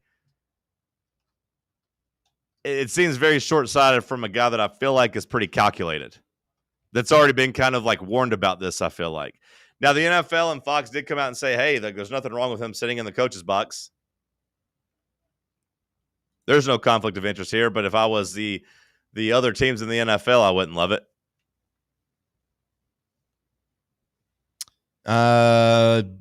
Titans and Vols news. The Tennessee Titans are inducting former play-by-play announcer Mike Keith into their Ring of Honor on Sunday. Does that move that move the needle for you at all? Not enough to make me go there. Not enough to make me go to the game.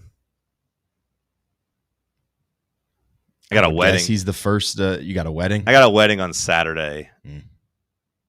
Shout out to my friends. They don't schedule for Georgia weekend. They schedule for UAB weekend. But I got a wedding on Saturday. So I don't really want to go from that wedding that evening to Nashville that next morning, especially for a team that is almost assuredly going to just disappoint you. You know what I mean? How many games you planning on going to this year? That's always the question, man. It always sounds better in theory. They just got me by the balls when it comes to my PSLs. It was probably you want to see that new stadium or what? That, and plus, it's not like Tennessee, where it's just like a yearly donation. Like, you put up a bunch of money up front, and if you give it up, you just give it up. Like, if I give up my tickets, I just lose my PSL that I paid $2,000 for just 4 years ago. I don't know. I just didn't want to give it up. And there's a part of me that wants to see the new stadium and have seat access to the cool events and stuff they do. Plus, I will say the sales guy, I was not going to do it, but the sales guy sold me. He's good at his job. Not really. He actually wasn't. And I had a whole big thing with him. It almost got awkward because I told somebody else, get me any other rep. I don't like this guy. He's pushy. He's a jerk. I was like, I'm not going to do business with him. And I told him that too. I was like, dude, because it was so annoying as the team is last year, 2-13. He's like, you better lock in these seats for the stadium or you're going to lose them. I'm like, bro, these threats aren't going to work. Stop threatening me. Quit telling me it's the last time. I know it's not the last time. You can't tell me it's the last time 4 different times. Boy who cried wolf. At a certain point, you don't believe it's the last time. I was like, you're being too pushy. If I want the tickets, I'll tell you. Stop it. I was like, find me somebody else is essentially what I told him. I was like, actually, at this point, could you just send me to somebody else? I don't want to do business with you. And then he got really apologetic and actually backed off. And then I did feel a little bit bad because of how apologetic he was. But then he just explained it look, bro, this new stadium, we're giving you a discount on your PSLs to keep them. Yeah, you got to pay X amount of dollars more to keep them. But after a year, you can sell them. He's and right now in Vegas, the newest stadium, he's there's a huge wait list. And you can sell them, people are selling for a profit. You could probably make $1,000. So in my head, I was like, okay, I can keep the $2,000 already spent. In my head, I was like, okay, if I just look at this as kind of an investment over the next 3 years as I'm paying this off, because you get the interest-free payment plans. So I was like, okay, I pay this extra couple $1,000. Then in 4 years, I could sell it maybe for $9,000 or $10,000. It'd be kind of I'm getting a $9,000 or $10,000 check. I said, okay, I'll do that. Now we'll see. Maybe the team will suck the whole entire time, and people won't want to buy them. Who knows? But he had me by the damn balls. It's tough. Are you going to go over for the Colts game? No. Okay, I didn't know. No. I got a ticket if you want to buy it. Bubba, you want to buy a ticket to go watch Daniel Jones? Honestly, low key, kind of. Okay. Well, talk to me. I'll figure some things out. Good batch of headlines. We'll talk some more football coming up next. Maybe a little basketball update, too. Maybe that'll be an hour 3 headlines. We'll see. Stick with us. It's Talk Sports on Fan Run Radio. Streaming worldwide at fanrunradio.com and on the free Fan Run app. This is Big Orange Country's Sports Talk Radio Superstation. Fan Run Radio, Knoxville. It's football time in Tennessee, so crack open a cold beer that doesn't fumble the flavor. Garage Beer is 100% beer-flavored beer. No gimmicks, just cold beer. Built for bonfires, backyards, and beating Bama. Garage Beer is proud to be brewed right here in the Volunteer State. So pick up a 12-pack today and look for the drive celebrating Football Fridays at select Garage Beer headquarters around town this fall. American-owned, Tennessee-brewed Garage Beer. 100% beer-flavored beer. Blackford Veterinary Surgery Referral specializes in surgeries not regularly performed by your pet's general veterinarian. They're currently accepting referrals from vets all across the country. With their newly renovated state-of-the-art surgery center and highly trained staff, clients can rely on professional and thorough care. If your vet says that your pet needs surgery or rehab, ask for a referral to Blackford Vet and let them get your best friend back on its feet. Located conveniently in West Knoxville. For more information, visit blackfordvetsurgery.com. Citizens National Bank. Kick off this football season with a CNB Plus Perks checking account. Move downfield with free online and mobile banking. And cross the goal line with extended evening hours and Saturday banking. Banking at CNB has its perks. Find out more at cnbtn.com. Citizens National Bank. Banking never felt so good. Member FDIC. Rickard Ridge Barbecue, located in beautiful Cove Lake State Park. Rickard Ridge is home of the best ribs in the Volunteer State. Smoked daily by Pitmaster Mark Rickard. The barbecue at Rickard Ridge is mouth-watering, fall-off-the-bone delicious. Take the scenic drive up I-75 to exit 134. For directions and to look at the rest of the menu, visit Rickard Ridge online at rickardridgebbq.com. Vol fans, reimagine your home at Broadway Carpets and Flooring for any remodeling or building needs. With a variety of carpets, rugs, hardwood, vinyl, and stone, Broadway has all the flooring and installation options you're looking for, including pet-resistant products like Pet Perfect Carpet from Shaw Floors. Visit their showroom in downtown Knoxville or the location in West Knoxville located on Kingston Pike near Pellissippi Parkway today. Are you tired of waiting on interest rates to drop before you start saving money? I'm Chris Burleson with University Lending Group, and I've got a better way. With a traditional closed-end mortgage, most of your payment goes straight to interest, not your balance. But with my Smart Loan, every deposit you make cuts your principal immediately and reduces interest in real time. On average, my clients pay off their mortgage in just 7 years. Call me today at 865-388-7634 or visit smartloantn.com and let's turn your income into financial freedom. NMLS number 332-941. Dick's House of Sport at Westtown Mall is a destination devoted to sport, and it's your destination for exclusive events and experiences. Come visit a store like no other. Check out our 40-foot rock wall, golf performance center, Hit Tracks batting cage, and outdoor turf field. You can now rent our space for private events and birthday parties. Learn more about our events and exclusive product launches on Facebook and Instagram at Dick's House of Sport KNX. Dick's House of Sport, proud partner of Tennessee Athletics.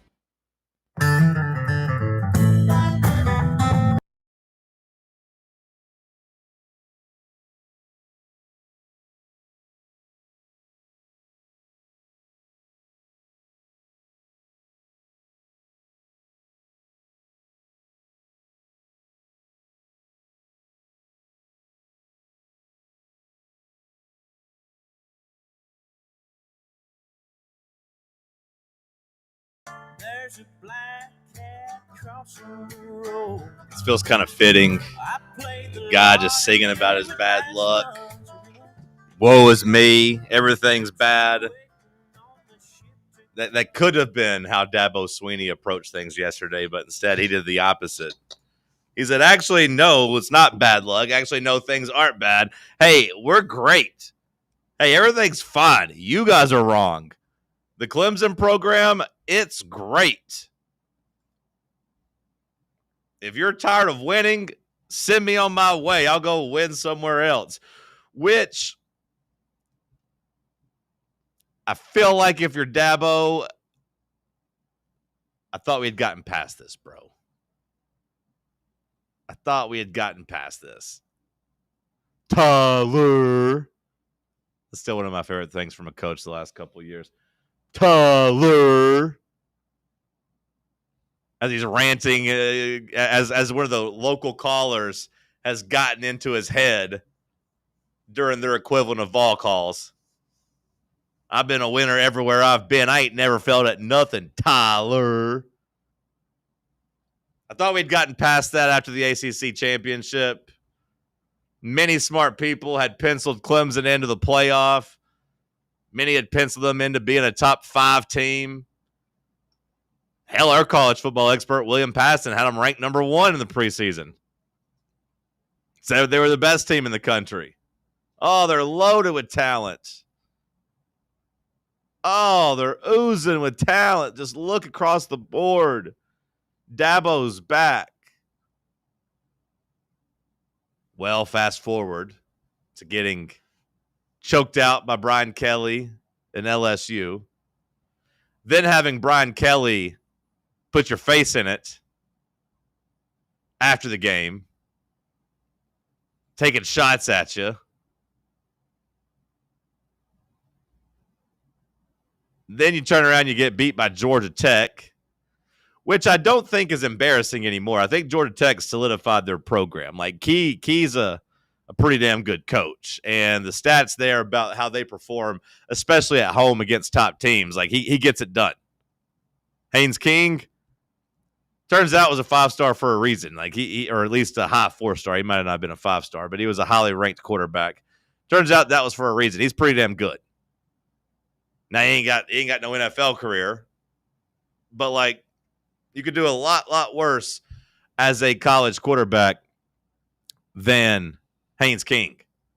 I don't think losing to Georgia Tech is even that embarrassing. It's the problem that they had the LSU game on the schedule and they lost it at home. And now that they have lost to I don't want to say a mid-tier ACC program, because I actually think Georgia Tech's a little bit better than that at this point. They're not quite upper tier, but they're not middle class. I know that we call that upper middle class, but maybe they're lower upper class. Or maybe they're their own tier. But I don't think it's embarrassing losing to Georgia Tech. The problem is they're 1-2. And now Dabo, who we know is pretty thin-skinned, who we know cannot handle criticism, well, he's getting criticism and people are asking questions. And he went on a 50-minute rant yesterday. Would it be as bad if that LSU game wasn't? Was it just if it was just a neutral site game? Would people be freaking out as much? You think? Losing it still would have sucked, especially with the way their offense looked. But no, Sam, I think definitely losing it at home makes that look worse because that was a game they were supposed to win. Especially when you look and see that over the last, since the start of 2024, Dabo is now 0-4 against the SEC. When Dabo talks about building a winner and all those things, like he used to beat the SEC. He used to be able to hold his own against the best of the SEC. He's 0-4 his last, since the start of 2024, which, hell, that wouldn't even take into account them losing to us in the Orange Bowl. Maybe they've beaten South Carolina, I guess, once since then, right? Lost to them in 22. They beat them in 23, maybe? No, they lost to them last South year. Carolina? Yeah. They beat South Carolina. Surely they beat them in 23. I imagine. I know they lost to him in 22 and 24, so maybe he's not just on like a huge losing streak to the SEC, but 0-4 since the start of 24. And, he's talking about how they're still among the elite. He rattles off how many playoffs they've made over the last 10 years, how many times they've won the ACC, blah, blah, blah. Still wanting to convince us that they're among the elite. But I saw a guy, Connor O'Gara, he put this up side by side. Since the start of 24, Team A is 10-6. 7-5 overall against power conference teams. 2 wins against the AP top 15. Team B, 11-6. 8-6 against power conference teams. 1 win against the AP top 15. Bubba, who would you rather be? Team A or Team B? 10-6. Team A, 10-6 overall. 7-5 against power conference teams. 2 wins against top 15 teams. Okay? Team B, 11-6 overall. 8-6 against power conference teams. 1 top 15 win. Who would you rather be? I mean, you want to be, Team A because of the extra win over a top 15 team. I concur. You want to guess who Team A is? You want to guess who Team B is? I mean, let's in this analogy here, we'll go with Georgia Tech as Team A and Clemson as Team B. Well, you're right about Team B. Team B is Clemson. 11-6 overall. 8-6 against power conference teams. 1 win against the top 15. Sam, you want to take a crack at Team A? I've seen this tweet. It's Vanderbilt. Oh, heck yeah. It's Vanderbilt. Vanderbilt ahead of Clemson right now. I mean, they were going to beat Texas, so. I appreciate your honesty, Sam, but for the radio, you could have just gone with Vanderbilt, and it would have worked. But Vanderbilt. So, Dabo still wants to try to gaslight everybody into thinking he's among the elite.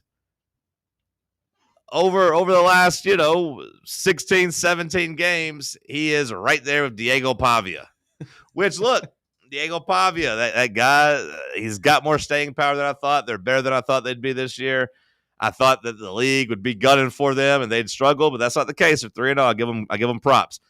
It ain't a compliment for Clemson, though, to be told you're right there with Vanderbilt now, though.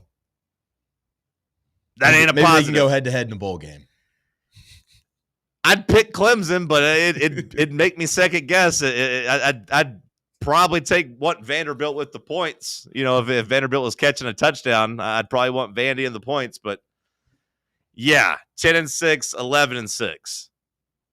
Vandy, more wins against top 15 teams. Vandy, by the way, 3-0 against the ACC, 4-5 against the SEC. You look at Dabo, he's 8-2 against the ACC, 0-4 against the SEC. So maybe you could say that what Vanderbilt's done is even a little bit more impressive. Now, Dabo's only played against the elite teams in the SEC, right? Or at least really good teams. I shouldn't call South Carolina elite. So they played, LSU and Georgia and Texas. So that's 3 of the elite teams in South Carolina. Where does this end up with Dabo? He's 55 years old. He said he is just now good enough to be a head coach. Where does this end up? Because the season is still there for Clemson, just like it was last year, and they were able to get to the ACC championship at 9-3 and win the conference. Do you see them rallying and salvaging this? I mean, I think you got to run the table. Looking at their schedule, I don't think there's a whole lot of. Yeah, I mean, the biggest game that's left for them is Florida State, but I believe they get that game at home as well. So you get a chance to kind of right your wrongs, losing one big home game to LSU, and maybe you go and get that win against Florida State, and then you can, if they run the table from there and go win the ACC, I do think that, they probably do sneak themselves back into that playoff. But I think there's a lot of pressure as well to just internally in that program to be like, hey guys, we got to go undefeated. I think that starts to mount. It is gross when you look at their schedule. That's why I'm not going to bury Dabo too much because, like I said, LSU, even though it's at home, not embarrassing to lose by a touchdown, whatever. I think at Georgia Tech, losing on a 55-yard field goal, that's not that embarrassing either. I think Georgia Tech, like I said, is a good team. I think they're a good program. I think they're a good team. So I'm not ready to write off Clemson and bury them just yet, especially when you look at the rest of their schedule. It's more of an embarrassing look for Dabo to freak out that much to the media when you do see what's ahead on that schedule.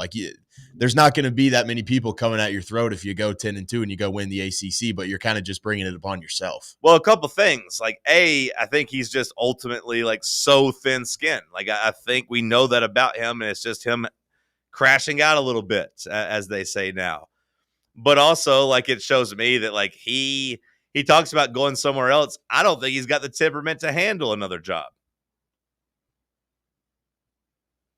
To me, the way he acts, it disqualifies him as far as I'm concerned, or as far as I would be concerned, if I'm Alabama and we end up moving on from Kalen DeBoer. Like if Dabo can't handle the criticism at Clemson, a place he built, do I think he's going to be able to handle like Alabama and people criticizing him there when they lose? No, that makes me think he can't handle that pressure.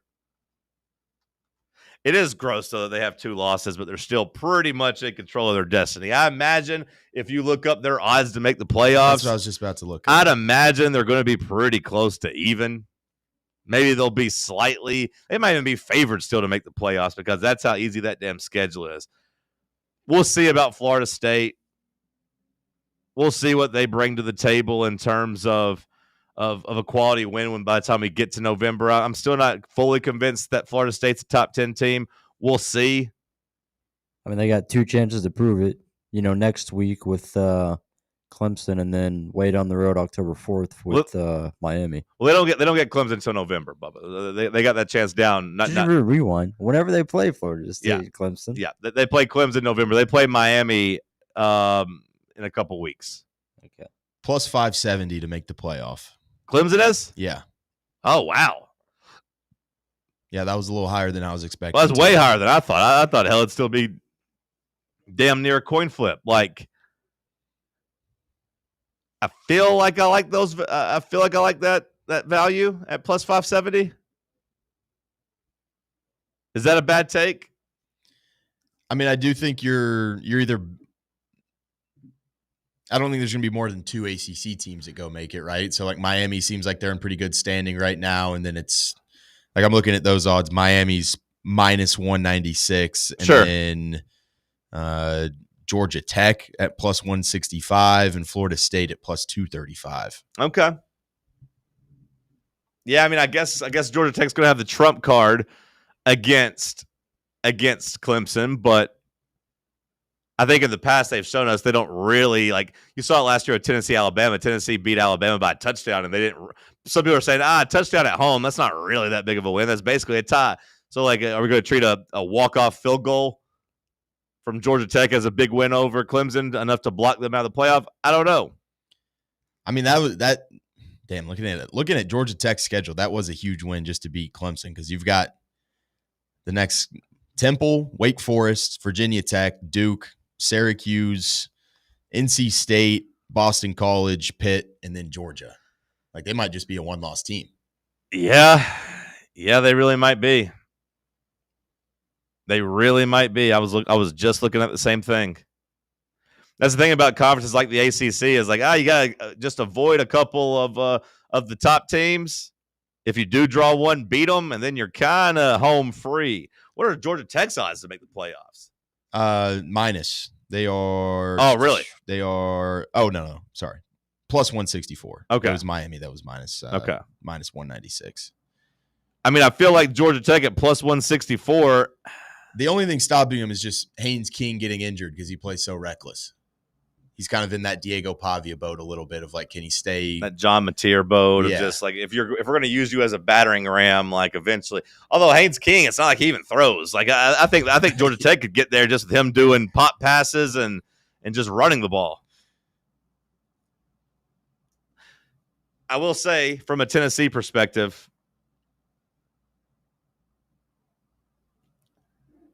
really makes that Georgia loss hurt. Last year, everything worked out for you, but we were pretty close to it not working out for us to make the playoff. You thinking one of these ACC teams could clip you in terms of an at-large or something like that? I do. Yeah. I do. And I don't know how 3-team tiebreakers even work in the ACC. 4-team tiebreakers. Like, if you tell me that Florida State beats Miami, but then loses to Clemson, and Clemson and Florida State and Miami all have just one loss in the ACC, and Georgia Tech's undefeated in the ACC because Georgia Tech don't draw Florida State or Miami. They already beat Clemson. What the hell happens then, Sam? Yeah. What the hell happens then? Because you say only 2 teams are getting in from the ACC. I don't think I necessarily agree with that. You think you could see 3? I think you could. I mean, like if Georgia Tech goes undefeated and beats Georgia, they're getting in. If their only loss is to Georgia and they win the ACC championship, they're getting in. Miami's already beaten Notre Dame and a ranked South Florida. They get Florida this weekend. Now all these teams got to take care of business, but I got to say Miami. And look, that's the thing about Mario Cristobal is he is one to drop a game he's not supposed to, but ain't nobody on the schedule supposed to beat them right now other than at Florida State. And if you're Florida State, you already beat Alabama. So you got a big feather in your cap. You got to go at Clemson. You got to go at Florida. You got to go at NC State. That's a little bit tougher of a schedule. But if they beat Miami at home and you tell me they've beaten Alabama and Miami, I would say Florida State would be in the boat, Sam, where they could maybe afford 2 losses. If they've beaten Alabama and won at Florida.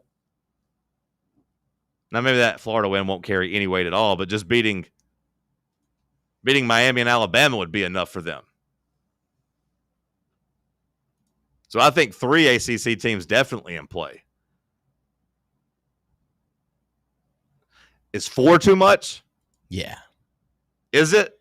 I mean, I don't think we're going to get 4 in the SEC. Yeah, 4 is probably too much. But, like, what about doomsday scenario? What about what I just laid out? Where Miami...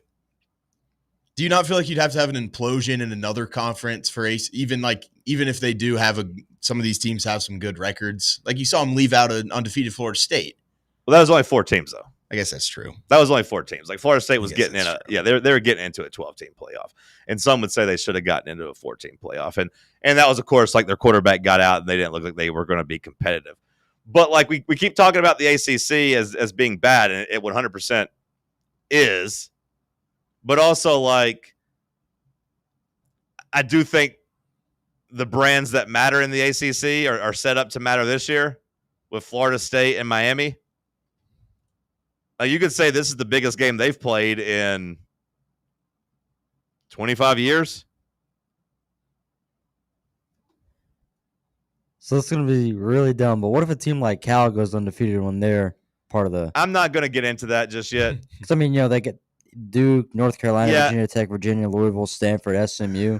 I'm not going to get into that just yet, just because, A, it doesn't look like they have any quality wins on there. Not undefeated, sure, and like playing for an ACC championship, sure. I just think all of a sudden that 12-team playoff, I think we always just take for granted. And this is my overarching point, not to get bogged down with the ACC, but like I think we've always kind of felt over the last 2 years, that 10-2 at Tennessee gets you in. Last year it wouldn't have if Ole Miss didn't lose to Florida and Alabama didn't lose to Oklahoma. It really might not have. Now, maybe the committee still would have made some tough decisions and said, hey, SMU, sorry, you're out. Yeah, I know you only had 1 loss and lost your conference championship, but you're out. Hey, Indiana, I know you only got 1 loss, but you ain't really beat anybody. You're out. Maybe they would have done that to them and kept Tennessee in, possibly. So what are the odds Notre Dame? Are they donezo with their 2 losses right now? Or? To me, it feels like the donezo. Now, if they beat USC and USC ends up being a good team and Notre Dame wins 10 in a row, do I really think they're going to turn down one of the biggest brands in college football and tell them thanks but no thanks as they're riding a 10-game win streak? Personally, I find that a little hard to believe, but they wouldn't really have any other wins except USC. I think we're Arkansas fans. I think we're Arkansas fans too. And that's why I'm saying we're Georgia fans. We need Georgia to just kind of run the table and start handing some SEC teams some losses. But as I'm starting to put together a list of contenders for the playoffs, all of a sudden I look at the ACC, and Sam, you can disagree, but like right now I'm going to put 4 on there. I'm going to put Miami on there. I'm going to put Florida State on there. I'm going to put Georgia Tech on there, and I'm going to keep Clemson on there just until Clemson gets that second ACC loss, because I watched them wiggle their way in there last year. And I'm going to say that there's a scenario where all 4 make it. I think there's a scenario where Georgia Tech, look at their schedule, where they run the damn table. maybe even beat Georgia. Even if they lose to Georgia, have a chance to win the ACC championship. Maybe they lose a close one to Clemson and they don't get knocked out. I don't know, but I'm putting them on the list, and it's at least a scenario where I'm looking at 4 of them getting a spot. I think there's 5, 6, 7 SEC teams we got to worry about. Big 12 feels like just one. Maybe that's wrong. Maybe they have a chance for an at-large, but it feels like whoever just wins that conference gets in. Utah. Or Texas Tech. Maybe Texas Tech. I just don't think either one of those teams would have a resume that's worthy of getting in that large. Notre Dame's on life support. The Big Ten, it feels like it's got, 4 hopefuls right now? 5 hopefuls? Illinois, they're in the top 10. They got an easy schedule. We got to put them as a hopeful. Of course, Ohio State, Oregon, Penn State. There's 4 already. USC is lingering. USC's thinking about being a playoff team right now. So there's about 20 teams across the country right now that feel pretty good about their chances of getting in one of those 11 spots. You don't trust in Michigan? I don't view them as actual. I think this year for them is about getting Bryce Underwood and just trying to get the Harbaugh stink off of them, which is funny to say the stink of your national championship coach, but I just mean get more through his suspensions, get more out of the hot water, get some reps for Underwood, and then try to be back next year. Is how it feels. So, for me. If they go 10-2 with their only losses against Oklahoma and Ohio State. Yeah, what's their best win? Yeah, at that point they wouldn't really have a win. USC. Yeah, at USC shouldn't be enough to be your only thing that you have, and that would be the only thing they have. Otherwise, it's Maryland, Northwestern, Purdue, Michigan State, Washington, and Wisconsin. So they wouldn't make it to the title game either. So no, a chance to win that. Yeah, to me they'd have to beat Ohio State in that last game. Now maybe that'd be a scenario where they could beat Ohio State and they both get in. Who knows? I'm just saying there will be some upsets along the way, and some of these teams we're saying are easy games will spring an upset, but my theme of the show so far and how I feel right now is just I'm still hurting over the Georgia loss, and it makes us have to worry about these teams. If you'd beaten Georgia, you're above worrying about it. You're above worrying about it. Going to be a fun dash to the 12-team playoff, though. That this conversation has made me think that. I'm not writing Clemson off, but there's about 20 teams that I think are all looking, saying, hey, we can do it. Why not us? That's pretty good for college football. The expanded playoff, I don't want it to get much bigger than 12, but I got to say the 12 one, I've been wrong about it. I didn't want it to go to 12, and I was wrong about it. It's been pretty fun. Let's go to break. Let's talk sports on Fan Run Radio. Can't get enough Fan Run Radio? Download the free Fan Run app and take the best Tennessee sports conversations with you wherever you go. When it's past high noon, it's time for a vodka soda made with a vodka you've actually heard of. I'm talking White Claw vodka soda made with White Claw premium vodka. JB Smooth only drinks vodka soda made with the world's smoothest vodka. And you can too. Pick you up a bottle of the triple wave filtered vodka that's been distilled 5 times. White Claw premium vodka comes in 4 flavors. Black cherry, mango, pineapple, and just vodka. You haven't had vodka like this. No one has. White Claw premium vodka. Please drink responsibly. Have you ever found yourself wishing your clothes looked brand new again? Whether it's your favorite suit, that little black dress, or your comfy winter coat, Crown Cleaners can make it happen. From stubborn stains to delicate fabrics, the expert team at Crown Cleaners uses the latest cleaning technology to ensure your clothes come back looking and feeling fresh. Visit one of their 2 area locations, Kingston Pike on Bearden Hill or South North Shore Drive near Dunkin' Donuts. Online at crowncleaners.com. Crown Cleaners, a tradition of excellence. Ready to launch your career? Axle Logistics is a leading third-party logistics company where excellence is an energy. With an award-winning culture, Axle proves that positive outcomes come from a positive environment and a work hard, play hard mentality. At Axle, the drive for success is infectious. And with an uncapped commission structure, hard work isn't just noticed, it's rewarded. For those with big goals and even bigger dreams, Axle Logistics is the place to start your career. Barley's has live music on weekends, general team trivia on Wednesday nights at 8 p.m., and now live sports trivia courtesy of the Knoxville Trivia Guys every Thursday night upstairs. The game starts at 7 p.m. and is free to play for everyone, so head on down to the Old City and show off your sports knowledge and win gift cards to Barley's. Use those gift cards to buy some delicious food and drinks, and you can take it all in with their wide selection of TVs and indoor projectors. Barley's Tap Room and Pizzeria. Hey, Vols fans, Cody Brown here. I grew up right here in Tennessee and know what it means when someone says, I've got your back. That's why you can trust Farm Bureau Insurance of Tennessee. Whether it's your home, your vehicle, your family's future, or the business you built from the ground up, we will show up for all of your insurance needs. We are Tennesseans who understand what matters, which is doing right by you. Insurance is not all about just paperwork and policies, but it's about the people we insure every day. So if you want insurance that hits home, give me a call at 865-992-3871. Go Vols. In a world filled with deadlines and screens, sometimes we forget the simple joys of life, days filled with special moments. At Inward Half, we understand the essence of these moments. Feel the difference between our breathable fabrics and flexible apparel as you disconnect from the hustle and bustle and reconnect with what truly matters. Inward Half, simple luxury for on and off the course. You made me love you, and you made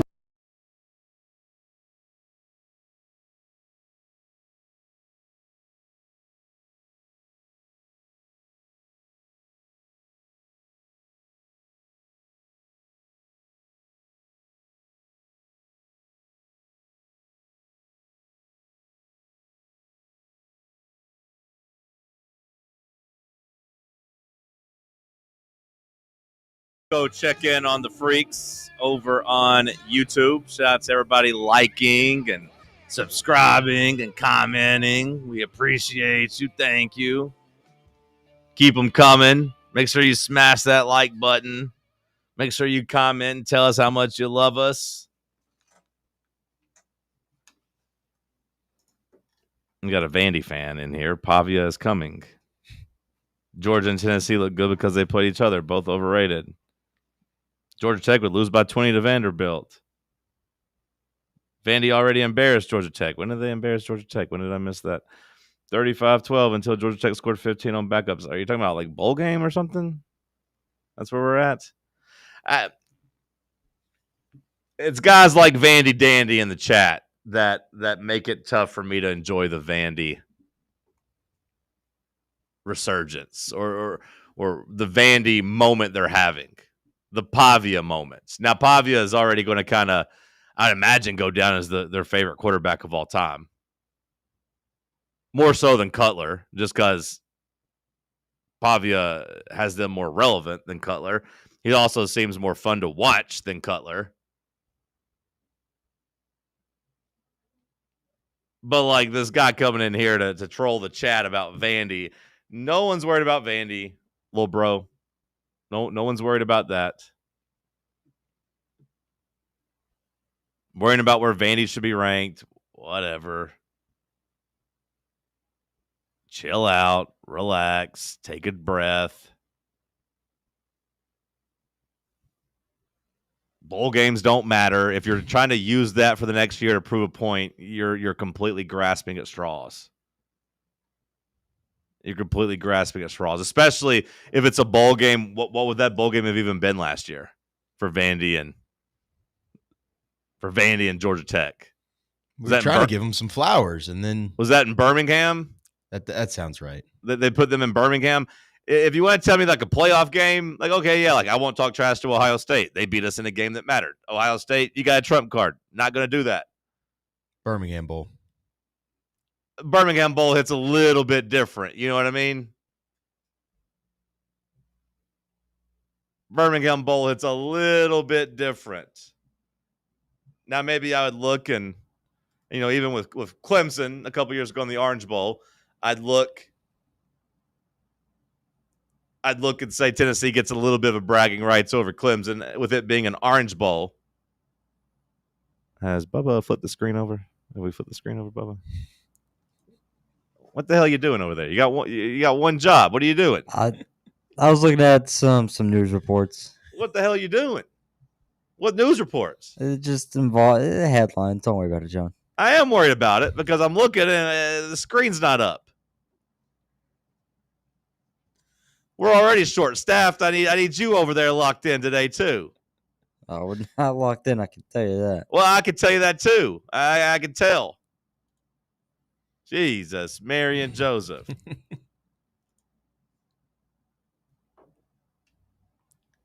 I give Vanderbilt credit, like, hey, good job.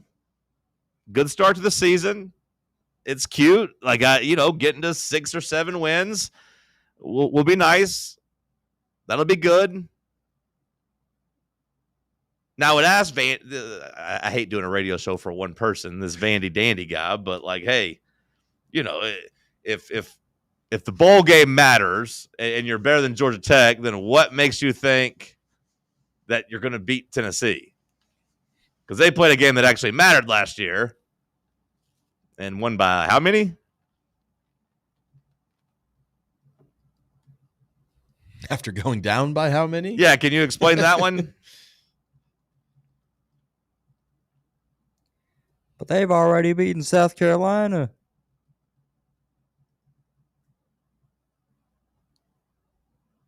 Just when I want to be like, hey, you know what? It's a cool story. I'm kind of rooting for them. No, you gotta root against them. Is it too early for me to start pinning my my who to root for gods every week? I started doing that around the halfway point last year. It's never too early. It could be really early though. Like I'd have to list like 20 teams.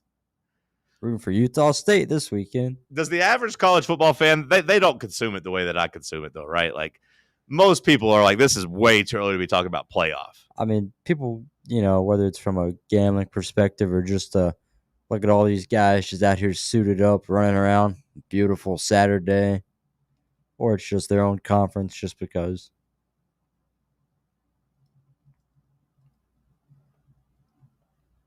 I like looking at it like that. That's how I consume college football. Like it's about making the playoff in the NFL.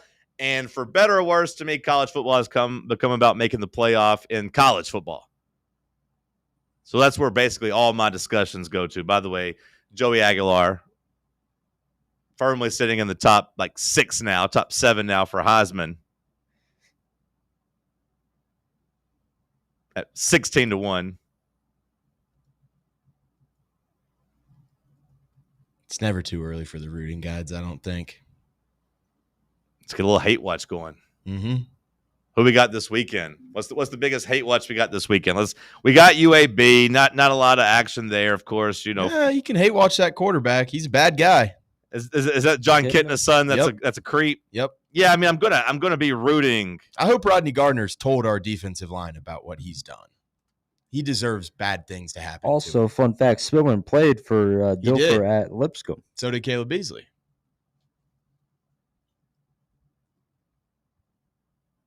I mean, yeah, I'm going to be hate watching UAB, but just because they're playing my team, Sam. But I'm looking otherwise, like, Oklahoma, Auburn. Are we coming together to root against Oklahoma, or do we just want to kind of go ahead and eliminate Auburn? Auburn's not a factor to me in the long game. Even if they go 4-0 with a road win at Oklahoma? Look what they got after that. They're staring down the barrel of a... I got to be honest, Sam, when I look down the barrel of it, I mean, at A&M, that's tough, sure. Georgia, okay, but they're going to lose 3 of their next 4 games. Missouri, Arkansas, I guarantee Kentucky, Vandy. Look, let's just say they win up. Let's say they beat Oklahoma and then lose to A&M and Georgia. You're telling me that home against Missouri, at Arkansas, home against Kentucky, at Vandy, Mercer wouldn't have them looking at 9-2 heading into that Alabama game? Or that you couldn't see that happening? Because I think what the way I'm my rooting guide for now, Sam, is the teams that aren't on our schedule, I want to all lose. Because if Oklahoma wins, that makes Tennessee's potential win over them look better, and you can kind of handle business yourself. For that reason, I'm really rooting hard against Ole Miss, Missouri, Auburn, teams that we don't play. I think that's where I'm at right now. Hour 2 in the books. We'll kick off hour 3 with some headlines. Let's talk sports on Fan Run Radio. Check out our new and improved website at fanrunradio.com. In a world filled with deadlines and screens, sometimes we forget the simple joys of life. Days filled with special moments. At Inward Half, we understand the essence of these moments. Feel the difference between our breathable fabrics and flexible apparel as you disconnect from the hustle and bustle and reconnect with what truly matters. Inward Half. Simple luxury for on and off the course. You're listening to FM 105.7 and AM 1340, WKGN Knoxville, and W289CU Knoxville, Fan Run Radio. What are you going to do with your old car? You can try selling it, you could junk it, or you can donate it to Heritage for the Blind. Your car will be towed away for free, and your donation is tax deductible. Just call 1-800-639-8620. Heritage for the Blind accepts cars, vans, trucks, and boats. It doesn't matter if your vehicle runs or not. It'll be towed away for free, and you'll be supporting those that need help. Heritage for the Blind is a nonprofit organization that helps the visually impaired live fuller lives. Call right now to donate your car. And as a special thank you for calling, you'll receive a free 3-day vacation voucher to many exciting locations. Call Heritage for the Blind right now. Call 1-800-639-8620. Donating is easy, and your vehicle is towed away for free. Plus, you'll get a free vacation voucher. Call now, 1-800-639-8620. That's 1-800-639-8620. Ready to launch your career? Axle Logistics is a leading third-party logistics company where excellence is an energy. With an award-winning culture, Axle proves that positive outcomes come from a positive environment and a work hard, play hard mentality. At Axle, the drive for success is infectious. And with an uncapped commission structure, hard work isn't just noticed, it's rewarded. For those with big goals and even bigger dreams, Axle Logistics is the place to start your career. Got a flat tire? Strange noise under the hood? Don't stress. Roll into Matlock Tire and Auto Service. From oil changes and brake repairs to brand new tires, Matlock's certified techs do it all. Fast, friendly, and fair priced, Matlock is the home of the price match guarantee. Bring in any competitor's ad and Matlock will match the exact same tire for the exact same price. Matlock Tire and Auto Service. 5 locations in East Tennessee. Visit MatlockTireService.com to find the location nearest you and schedule your appointment. Dick's House of Sport at West Town Mall is a destination devoted to sport, and it's your destination for exclusive events and experiences. Come visit a store like no other. Check out our 40-foot rock wall, golf performance center, Hit Tracks batting cage, and outdoor turf field. You can now rent our space for private events and birthday parties. Learn more about our events and exclusive product launches on Facebook and Instagram at Dick's House of Sport KNX. Dick's House of Sport, proud partner of Tennessee Athletics.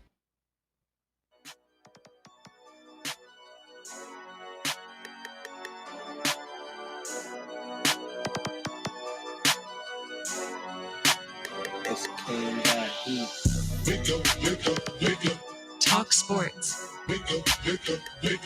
Talk Sports. Talk Sports. Talk Sports. Talk Sports from 7 to 10. Overrated, underrated on Wednesday. Fan Run Radio, Talk Sports said, not in my house, I ain't talking to Kimbe. Johnny Cody out here asking where the ops at. Tennessee Volunteers here for combat. It's the Cherokee Ghost, John Reed and Cody doing everything we can to bring Rocky Top back. Talk Sports from 7 to 10. Never leave a witness, never leave loose ends. Nico ain't nothing but a nuisance. 2026, we making new friends. Talk Sports. Talk Sports. Talk Sports.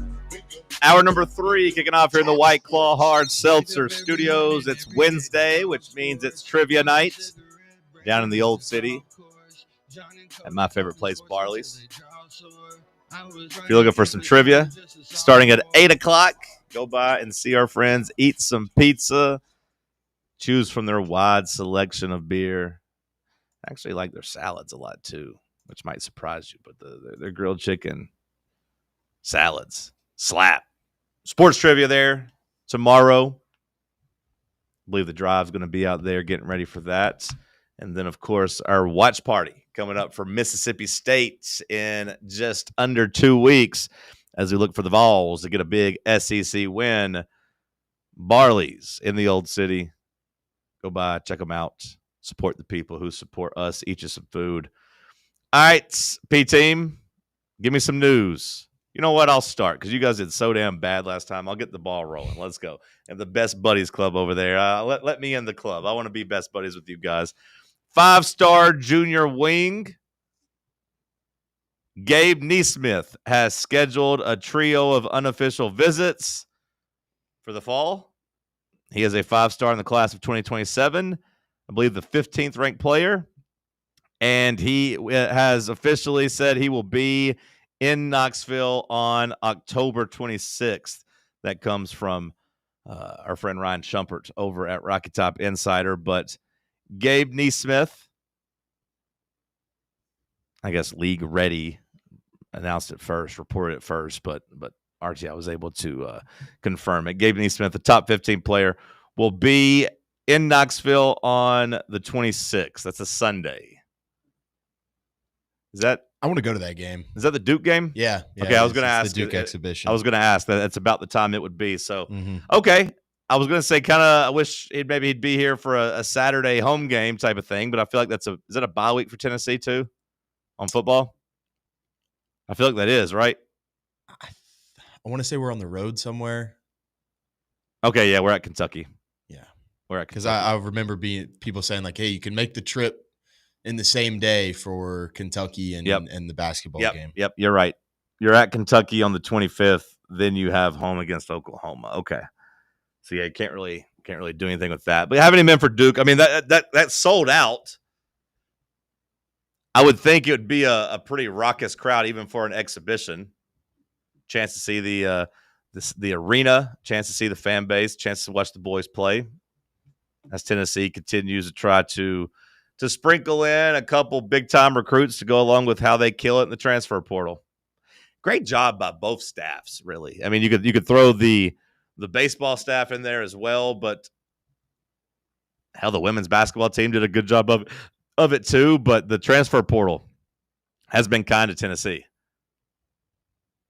Basketball, baseball, football, you've gotten big-time contributors at all three sports. Baseball got a big commitment yesterday, too. Yeah, I mean, they're the number one class. Again, we'll see how many of those kids end up on campus, but Tony you got to start early. A lot of them going to the league. I get it. You got to hope that some of them, end up sliding a little bit and aren't first-round picks. I get it. 3 top 40 players in the 27 class already. And it's also just great to just have, even if those guys aren't coming to Tennessee, just have them on board. Have them linked to your program to be up at the top of the recruiting rankings. That's cool. I mean, Vitello, of course, we know he's got a machine built over there. All right, next headline, please. Go and cook, Bubba. All right. Well, John, you were looking up headlines the last 30 minutes of the show. You better have some damn good ones. I will go with the local headline here. They're making changes to the Vols game day experience after much backlash. And by this, they will be changing the route of the Pride of the Southland Band back to going over the pedestrian walkway bridge. They're also opening up the ticket gates another hour earlier, so now they're open 2 hours early. Okay. Do we think that's going to fix the problem?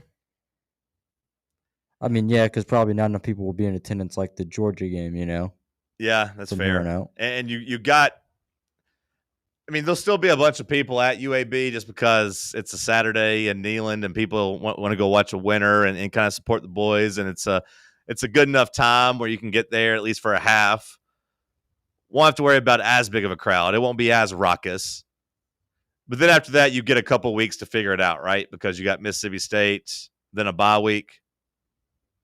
So maybe in the next 3 weeks, they can actually come with a game plan that'll be ready for a big home game. Not even that like Arkansas will be too raucous, but it'll be a big SEC game. Tennessee's going to want revenge, especially if Tennessee beats Mississippi State. We should be kind of still hovering around the top 10. When are we gonna get that damn bridge built over the river? Well, what's the timeline on that? Is that still happening? Who knows, man? That feels important. No. Like that feels vital to the success of the traffic. Like that feels like the only damn hope is putting some of that on the other side of the river. Would that have been for cars, or was that just all foot traffic? Well, it's foot traffic, but then you can hopefully park over there, I think is the idea. I got you. Aren't they kind of scrapping the idea of moving away with that like entertainment district or not? I don't know if they've scrapped it, Bubba, but it feels like it's put on pause. But yeah, the idea, Sam, is that like kind of like how the Titans have the bridges, you can park downtown, then walk over. Like I think that's part of the idea. Not to drive, but you park on the other side, because some people do that already and make it just a long trek around, but then it'd be easier to kind of funnel that traffic back over there, and hopefully would take at least 8 or 10% away of it. Now, of course, you'd have to have some parking over there, and getting back onto Chapman would be a real nightmare, coming out of that traffic. That would be bad too, but they got to fix it near the stadium. It honestly made me not want to go to another game. Yeah, it's just feels like it's just inevitable that you're taking a long trip on the Shoelace Express. You're getting some, 100%. And like the tailgate spot, it's in a bad spot. So actually, I try to park there so I can load back up, but it's awful. It's awful for getting out. So I think I'm not doing that anymore. So maybe I just park downtown and walk. And like you said, just take the Shoelace Express. Sometimes my plan is that Food City on Western.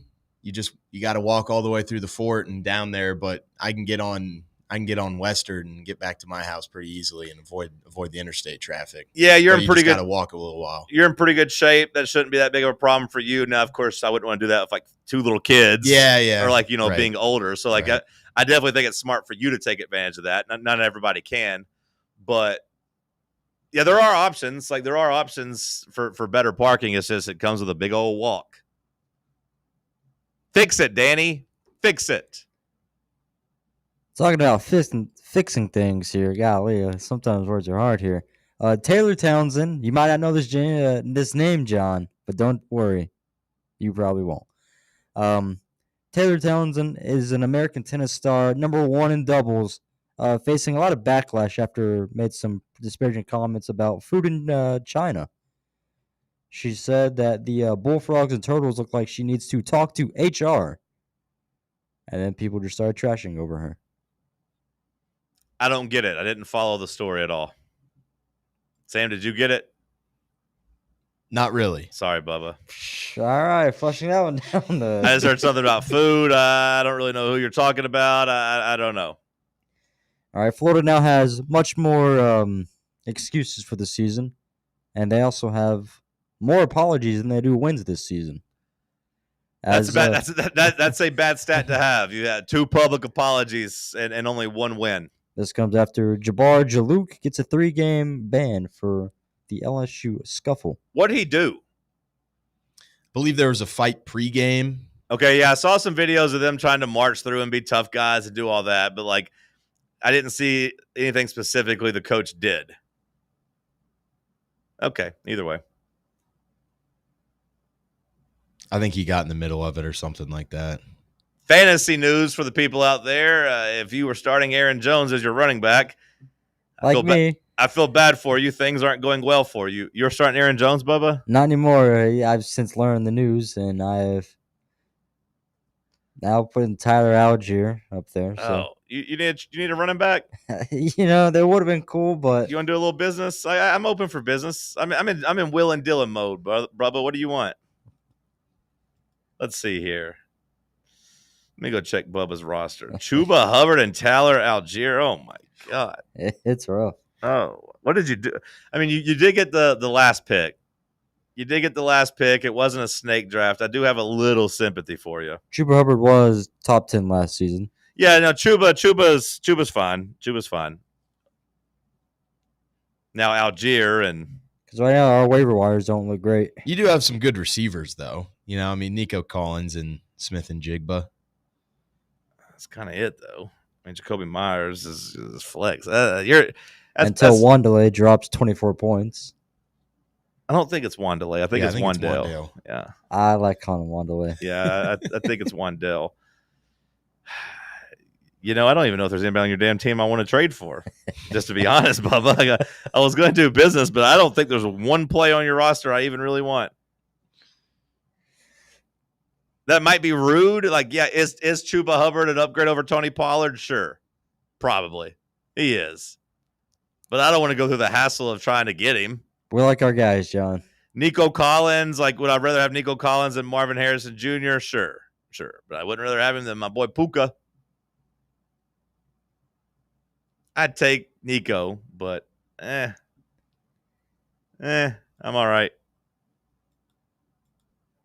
That's tough. Now Aaron Jones is on the IR. It gets even tougher for you. I hate that for you, Bubba. I hate that for you. All right, next headline, please. Speaking of NFL, we had Jordan Mailata. Hold on. I don't know if I finished mine. Aaron Jones to the IR. He's going to miss at least 4 games.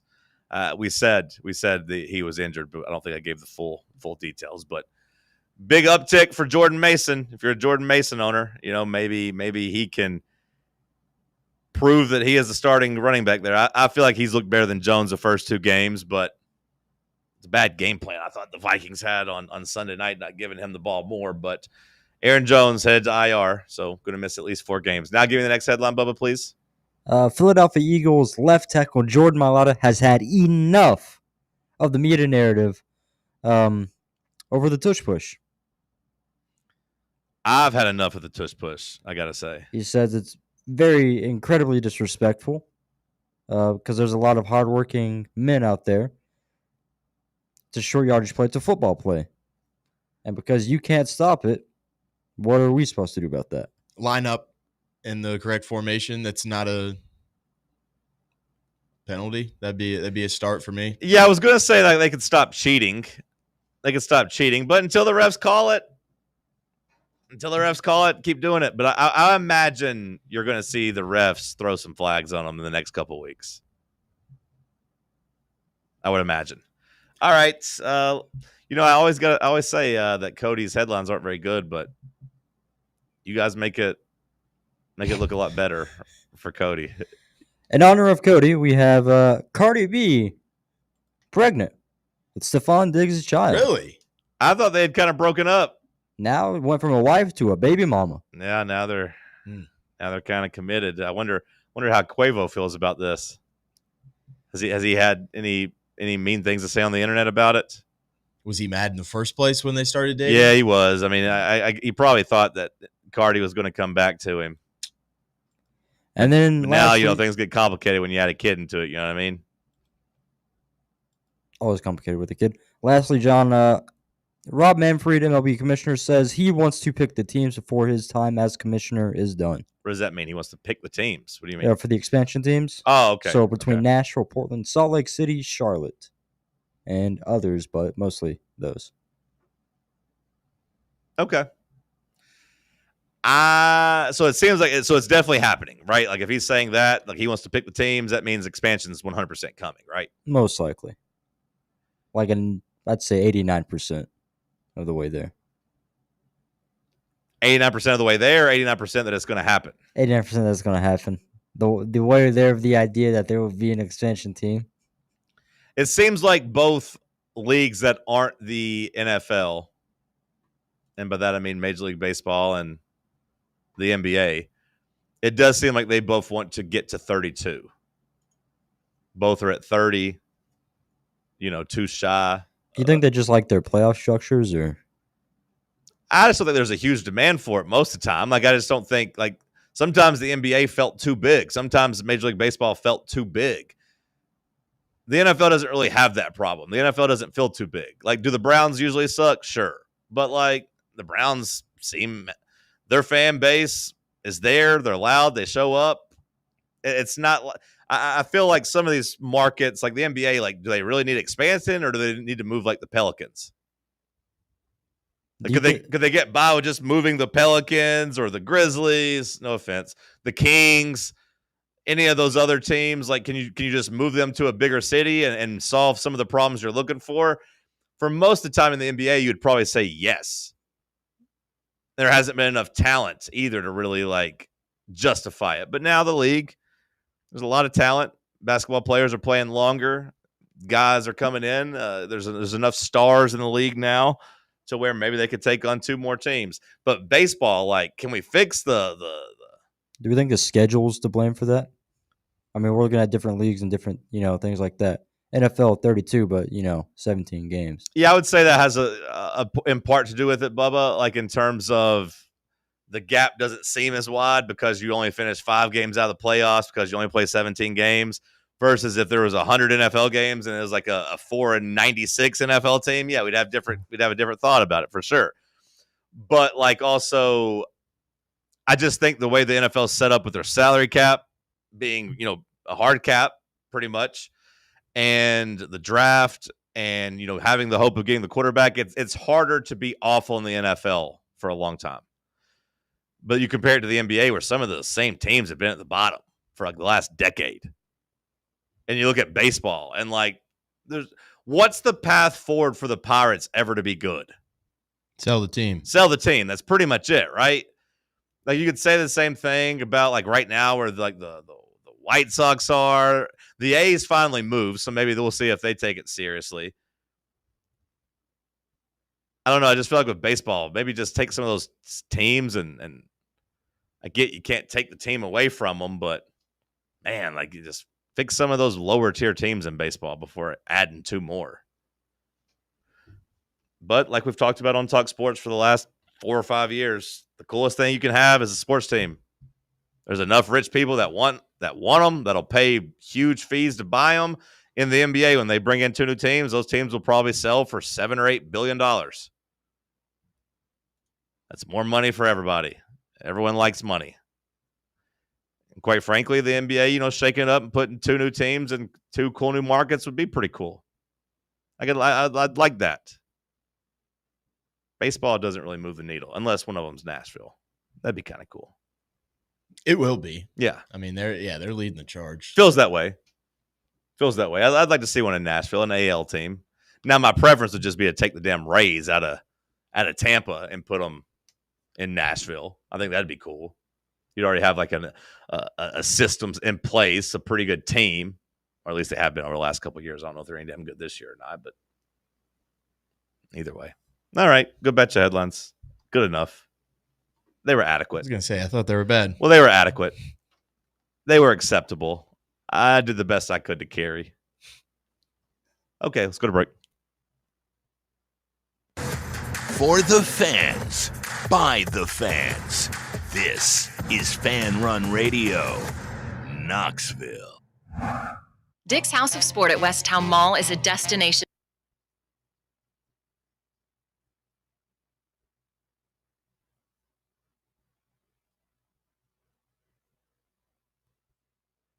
Throws slightly underthrown, and a big old guy goes up and just takes over. It lets him be the star that he is.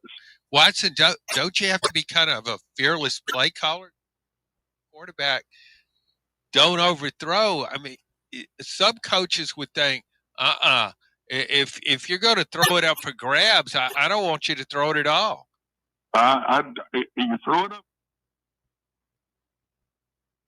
Live action, live calls, and all of the biggest talking points in East Tennessee high school football. It's the Friday Night Scoreboard Show presented by SM Athletics right here on Fan Run Radio, 1340 AM, the free Fan Run app, and streaming live on YouTube on Fan Run TV. The number one problem we see at our clinic is delaying treatment. ED can get worse. Book your appointment right now. Call 865-544-8220.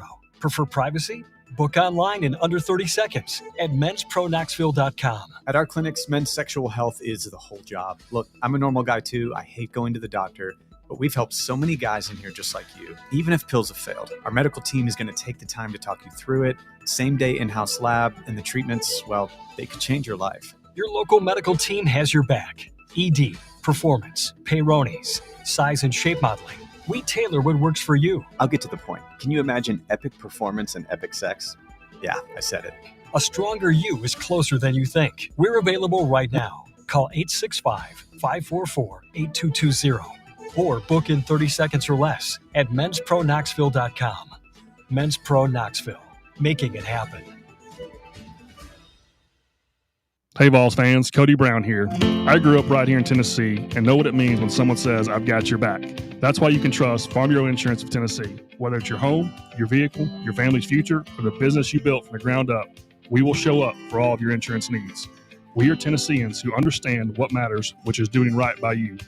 Insurance is not all about just paperwork and policies, but it's about the people we insure every day.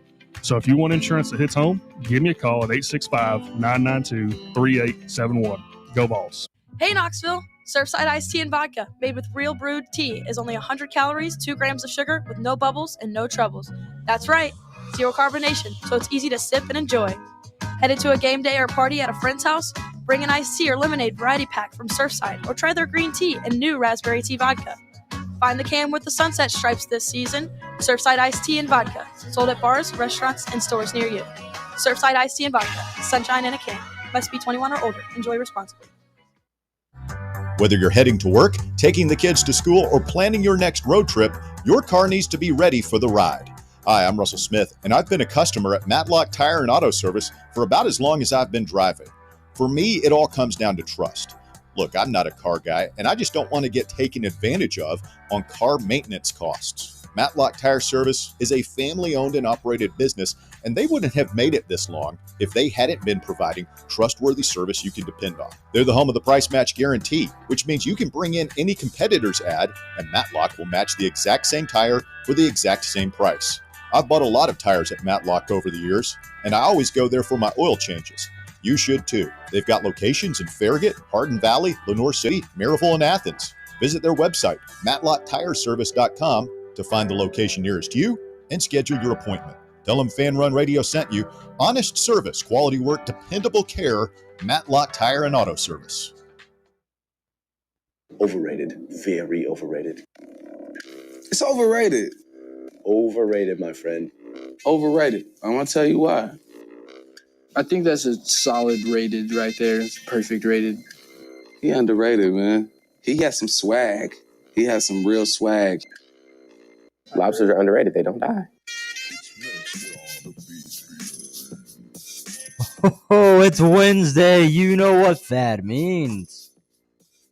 It's time for Overrated, Underrated.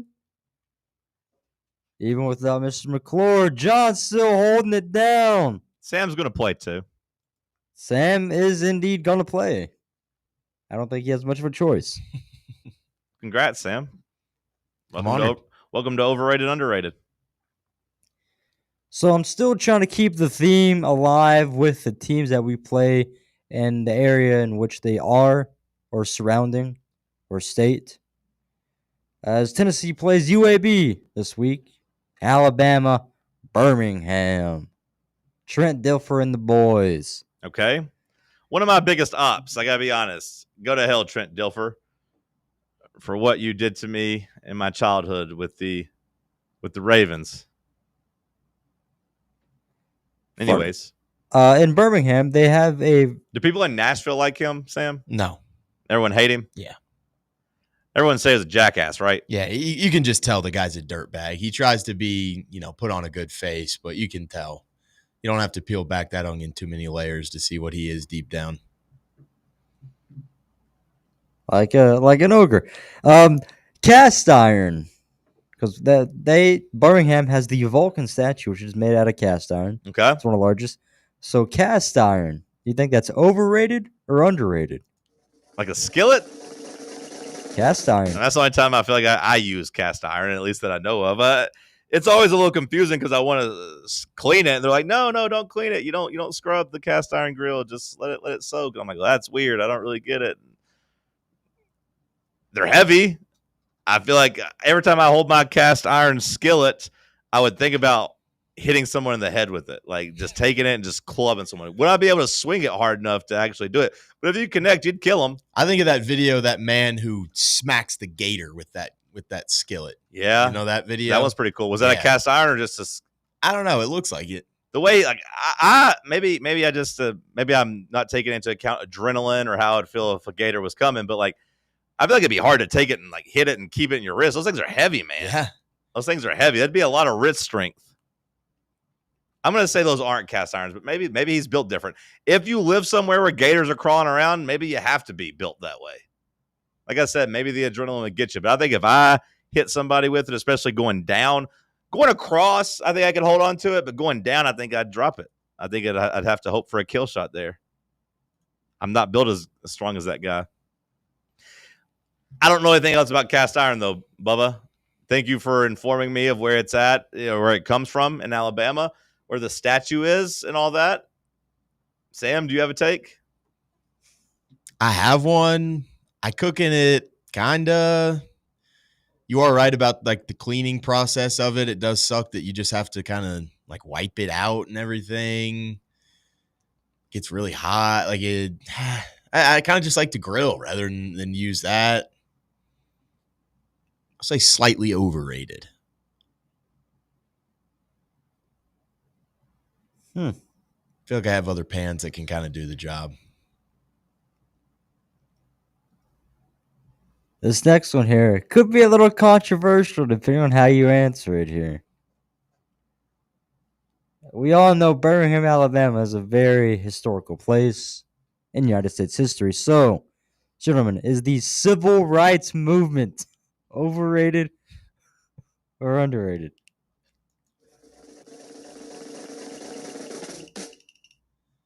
Excuse me, Bubba?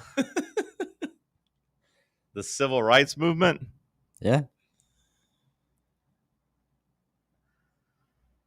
I feel like you'd say properly rated, but I do feel like some people underrated. Should have happened sooner. I don't think there's a good answer for this anyway. Yeah. Shout out to Martin Luther King and the crew. I don't really know, Bubba. But that does have something to do with Alabama, so that's true. It's kind of messed up. They don't let the Hawks play on every Martin Luther King Day. Whenever they do that in the NBA, like the Hawks should have a home game every Martin Luther King Day. And I gotta say, Memphis, they get mad when they don't get put on either. Sometimes they don't get put on or get a home game. They should probably get one too. More so than the damn Milwaukee Bucks or the Denver Nuggets or somebody like that. Hawks did get a home game this year, though, on MLK Day, but that should be every year. Underrated, Bubba. Very underrated. Sam? Underrated. You should make that this or that topic tomorrow for Cody, and I'll get to argue the good side. If he shows up. If he shows up. This guy's been nursing a hangover for 3 days. Everyone remember that next time he talks about how good of a drinker he is. One day drinking, and he's shot the whole next week. Shot the whole damn next week, Bubba. One day of drinking, he's done. He ain't been worth a damn all week. Today he didn't even show up. My head hurts. My body hurts. In chat, they got on the big bumper. So Birmingham, Alabama, recently has kind of came back into the light for sports as the XFL, UFL, USFL, any spring league football has gotten popular. That's a pretty destination, Birmingham Stallions. Sure. One of the top teams. They've been the class. They've been the class of the leagues, Birmingham. So the question is, spring football, is it overrated or underrated? I'm not enough of a sports fan to really care about this. There might be some people out there who just need football all the time. When springtime comes, I'm completely content if I do need sports to watch basketball. If there's not basketball on, I'm okay with skipping sports. I don't need my football in the spring. I tried with the XFL just because I kind of wanted to support The Rock based on the memories he gave me as a child. I wanted to support it. I watched Birmingham. I watched the Houston Roughnecks. I watched those teams. You could actually make a little money betting on them because they usually would just dominate. But, it was just such bad football. But not only, the football wasn't very good, it's just no storylines. I'm not a sports freak in that way. I like storylines with my sports. I always say that. There has to be some stakes. There has to be some prestige attached to it. There has to be some rivalry attached to it, some long lineage. There has to be canon attached to it because If you told me that like Birmingham and Houston like were blood rivals and hated each other and they've been a rivalry for 60 years, maybe then I'd turn around and watch.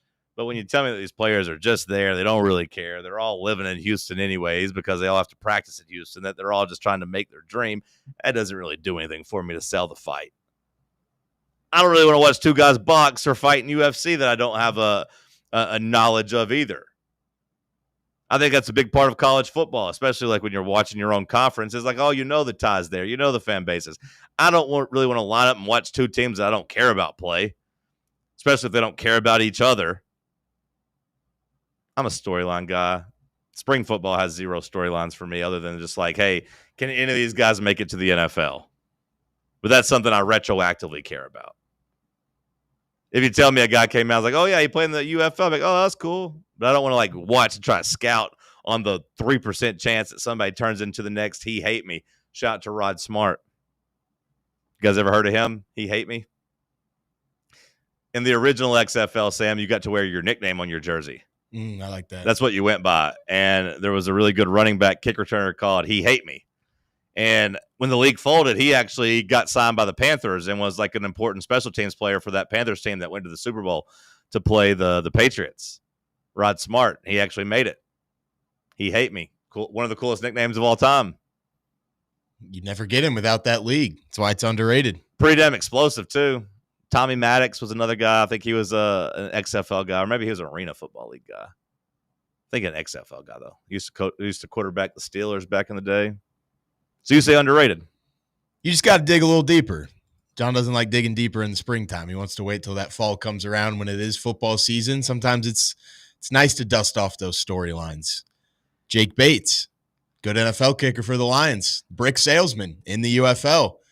Had some highlights. Okay, that's fair. A lot of fun. You do get a lot of those storylines that this guy's delivering mail 4 days a week, and then he's kicking kicks on Saturdays. Those are the stories I like to hear about. That's fair. That's fair. And I think those guys do care. Well, maybe they don't care for each other, but I find it admirable that those guys are out there playing in just these terrible leagues that are saying, hey, maybe there's someone watching that's going to give me a chance, and if one game can kind of go my way, maybe I can get the opportunity of a lifetime. I will say you're right about Jake Bates, and he was a good enough kicker that his clips would go viral, and I did actually get intrigued by him. He played for the Detroit team, so he could just kick in the same stadium. Yep. Whenever he'd line up and kick those 60-yard field goals in the UFL, you'd be like, okay, I hope he gets a chance. This guy's good enough to get a chance in the NFL. Then, of course, he did, and he's been really damn good in the NFL too. So you're right. There are a couple of those. Those are cool.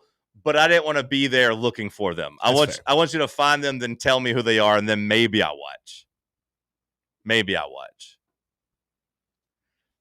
What would be the best path for them forward? Like, is it just to find guys desperate to play from small schools? Would it be burnouts? I mean, they tried the Menzel stuff, right? They tried Menzel, and like that was intriguing when he played Canadian football, but that lasted only for like 2 quarters. Like, okay, never mind. This sucks, and he sucks. I don't want to watch this.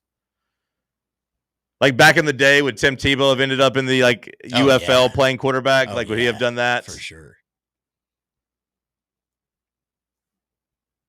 Should Shador Sanders just be playing in the UFL instead of the NFL as a backup all year? Now, Shador might be an extreme example, but like if you're a quarterback, would you rather just try to be like, I know what the answer is monetarily and like insurance wise and like quality of life. You want to just be an NFL backup at all costs. Like you want to try to be just be on a damn practice squad. But like, would you actually have a better chance of succeeding and becoming an NFL player if you actually played in the UFL? Would the quality of football be enough if the UFL was actually paying these practice squad players more money to play for them in the spring than they would in the NFL? Would that like Will Levis just becomes the Tom Brady of the UFL? Well, like seriously, would that not be better for his NFL career? Like actually going there and like playing football, and if he actually turns out to be pretty good, would that not be better for him to get a shot in the NFL? Because like as a backup, like I don't think he's going to learn or get the reps enough to ever be a good starting NFL quarterback. But if you're him, if you could make $100,000 and actually play football and maybe like you said, go out there and just drop bombs and look good and rehabilitate his image and kind of turning it into like international basketball where like some guys go play and like the top level in Spain, but then like an NBA team gives you a shot again. Like Patrick Beverly. Yeah. Like he didn't get drafted. He went and played overseas for 4 or 5 years, got good, carved out his niche, came back and had a 10-year NBA career. Like I think for the NFL, if they were willing to partner with that league, they can maybe have something there. But I don't know. I feel like to get good at quarterback, you need to play quarterback for most guys. And if you're somebody like Will Levis, hell, Nico might be there in a couple of years. I mean, if you're him, would you rather be at UCLA next year or just try your luck in the UFL? Probably still stay in college, but I wonder at what point that becomes a different conversation. I mean, depending on the money, they're going where that is. Right. I mean, we tried it with basketball, and we actually swung back the other way and said, actually, just college is better. We want these guys to be in college. The G League thing hasn't really taken off. They've had a couple of success stories, like the Thompson twins were success stories of just playing in the G League, then going to the NBA. Both drafted pretty high, both good players. Are they really the only two, though? Has there been anybody else? I can't. They're the two that stand out to me. I feel like there was a couple years ago, but none of them have actually broken through. Was there a? Or who are the two that you've named? The Thompson twins is who I'm talking about. A Soar and a Min. And they're big success stories. I'd like to see, because I feel like there's some other ones that I'm just not remembering. That probably means that they haven't been very successful, Like Ron Holland, he didn't really break through at all. Like that Matthias Buzzalise guy or whatever from the Bulls, I think was okay last year. But again, neither one like a household name. When you look at 23, yeah, you got the Thompson twins from Overtime Elite. That's pretty much it in the first round there, at least in the lottery. In 22, Dyson Daniels. He was a G League Ignite guy instead of coming over here and going to college. I mean, he's been pretty good. So maybe there's a couple success stories. Anything else, Bubba? Yes. Bobsledding. Jalen Green, maybe. Okay. Although, you could say that he hasn't lived up to his potential either. Maybe, yeah. He's shown some flashes, but he was a G League guy. Go ahead, Bubba. Sorry. So, former UAB track and field personnel, Vanetta Flowers won the gold medal in 2002 at Salt Lake City for bobsledding, John. So, my question is bobsledding overrated or underrated? Feel the rhythm. Feel the rhyme. I liked Cool Runnings a lot when I was a kid. Bobsledding, I feel like, is actually pretty dangerous. Everyone always says it's pretty dangerous. I don't know what the danger really comes from. I guess the crashes. Out. Yeah. The crashes. You're going speed, skates that could cut you. Yeah. Aren't you going 60 miles an hour or something like that? There's not really a scenario, though, where you get ran over by the thing, though, right? It would almost always be ahead of you. I think it's just Bubba said getting ran over. Bubba said getting ran over by the blades and stuff. I don't think it'd ever really get you. Falling out, though, I guess that's dangerous. Does anybody ever fly off the track? Anybody ever get so high they slide off the track? That never really happens, does it? Bobsledding, I feel like it's overrated because of Cool Runnings. I feel like as a 5-year-old, a 6-year-old, I watched that movie and I loved it. So then I will watch it whenever it was on in the Olympics. I'm like, it's kind of boring. I don't like my sports where they're only exciting to me if there's a crash. A lot of people say that about NASCAR, and I always feel grossed out about that. I only watch for the wrecks. I mean, that's kind of crazy. People die, bro. Ever heard of Dale Earnhardt? Bobsledding, if you're only watching for the crash, I'm good. Now, if we had multiple people on the track, a little bit wider of a track, maybe we could do something there. I don't like time trials is really what it comes down to, and bobsledding is just that. I need my competition usually to be against each other. Same reason I don't really like swimming or diving, I should say. Swimming, they're in the lanes, they're racing. I like that. Diving, gymnastics, figure skating. I appreciate how talented those people are. Even downhill skiing, when they do it in the Olympics there, the X Games, things like that. I need to see people going head to head.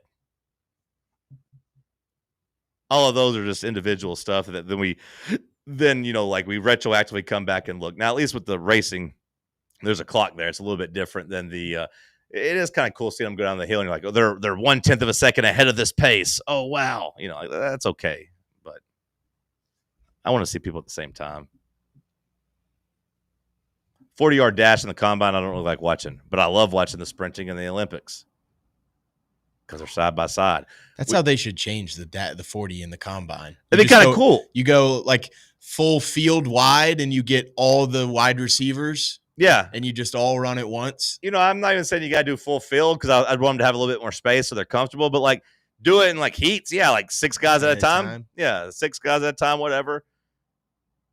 Hey, you think you're the fastest? We're gonna put you in tiers. Here's what you're claiming. Your guys are going against each other. We'll see who the fastest of the fast is. That would be cool. That would make the combine must-see TV, honestly. And you see like which guys kind of have that competitive juice. Right. You know? Because you can't really force them to do it once they get in the NFL. Guys are afraid to race at that point. But hey, it's the combine. You want to try to get this money? You beat this guy, you're going to probably pass him in the draft boards. You know what I mean? Especially if you're a wide receiver or running back. Get out here and race him. That would be cool, Sam. That's a good idea. We're already doing the whole meat market thing. Let's make them race. Let's go. And I want to see side-by-side bench press too while we're at it. Let's get the two monsters up there going, who's going to go? Who's going to stop? That'd get the adrenaline going a little bit. A little competition never hurt nobody. And then just dunk contest instead of vertical jump. No, I don't want to do dunk. I don't want to do dunk contests. But I want to see them jump side by side, or at least like I want to see them going like head to head type of thing. At least like doing it kind of like do 5 of them in a group versus one guy jumps once and he gets a second jump, then he gets a third jump. I want to go boom, boom, boom, boom, and then you're going head to head. That would be cool. This is a good idea. That's worthy of putting on TV on NFL Network. That's worthy of all the journalists getting up there and eating their St. Elmo shrimp and talking about it. Let's do some damn racing.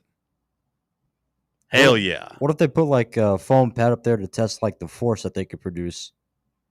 Like in like a 15-yard run, they lower their shoulder into it, you know, like for running backs to see how much force that they could do with weight and speed and all that. You know, that wouldn't be the worst idea, but I could see them being like, I don't want to hit too hard. I don't want to hurt my shoulder. You could watch the game film for that. That's what they would probably say. But the racing, Bubba. Sorry, I didn't mean to poo-poo your idea. My bad. Last call on the other side is Talk Sports on Fan Run Radio. Big Orange Country's home for sports. This is Fan Run Radio. At Knoxville Insurance Group, they understand the challenges many consumers face when searching for insurance coverage. That's why whether it's for you, your family, or your business, they create a coverage plan specifically for your unique needs. Knoxville Insurance Group is an independent firm, which means they aren't beholden to just one insurance company. They search multiple companies acting as your negotiator to find you the best possible policy and price. Start a quote in minutes at KnoxvilleInsuranceGroup.com or call them today at 865-694-9788. Hey, Vols fans, Cody Brown here. I grew up right here in Tennessee and know what it means when someone says, I've got your back. That's why you can trust Farm Bureau Insurance of Tennessee. Whether it's your home, your vehicle, your family's future, or the business you built from the ground up, we will show up for all of your insurance needs. We are Tennesseans who understand what matters, which is doing right by you. Insurance is not all about just paperwork and policies, but it's about the people we insure every day. So if you want insurance that hits home, give me a call at 865-992-3871. Go Vols. Located in Knoxville's historic Old City, Barley's offers great food, live music, the best draft beer selection in town, and now your new favorite place to watch sports. Their indoor projector is perfect for any weather, and they've revamped their upstairs area with more TVs to take in all of the action. Their menu features hand-battered chicken tenders, juicy burgers, fresh salads, and the tastiest pizza in Knoxville. You can enjoy their happy hour drink specials daily from open until 6 p.m. Barley's Tap Room and Pizzeria. Citizens National Bank. Kick off this football season with a CNB Plus Perks checking account. Move downfield with free online and mobile banking. And cross the goal line with extended evening hours and Saturday banking. Banking at CNB has its perks. Find out more at cnbtn.com. Citizens National Bank. Banking never felt so good. Member FDIC.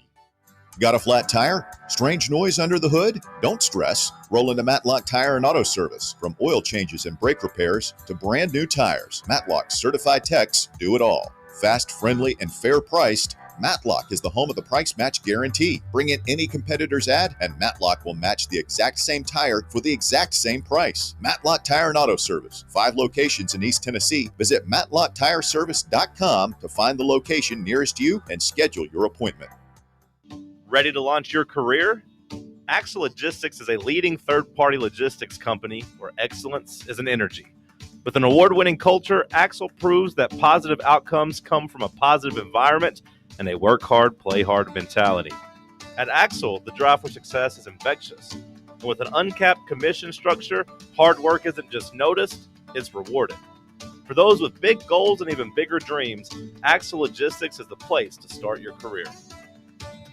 Are you tired of waiting on interest rates to drop before you start saving money? I'm Chris Burleson with University Lending Group, and I've got a better way. With a traditional closed-end mortgage, most of your payment goes straight to interest, not your balance. But with my Smart Loan, every deposit you make cuts your principal immediately and reduces interest in real time. On average, my clients pay off their mortgage in just 7 years. Call me today at 865-388-7634 or visit smartloantn.com and let's turn your income into financial freedom. NMLS number 332941.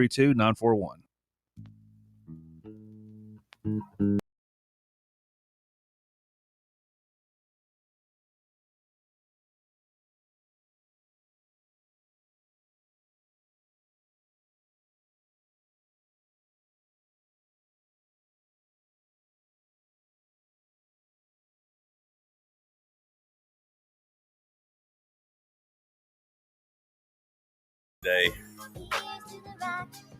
on short notice, being short-staffed. Bubba, how'd it feel over there?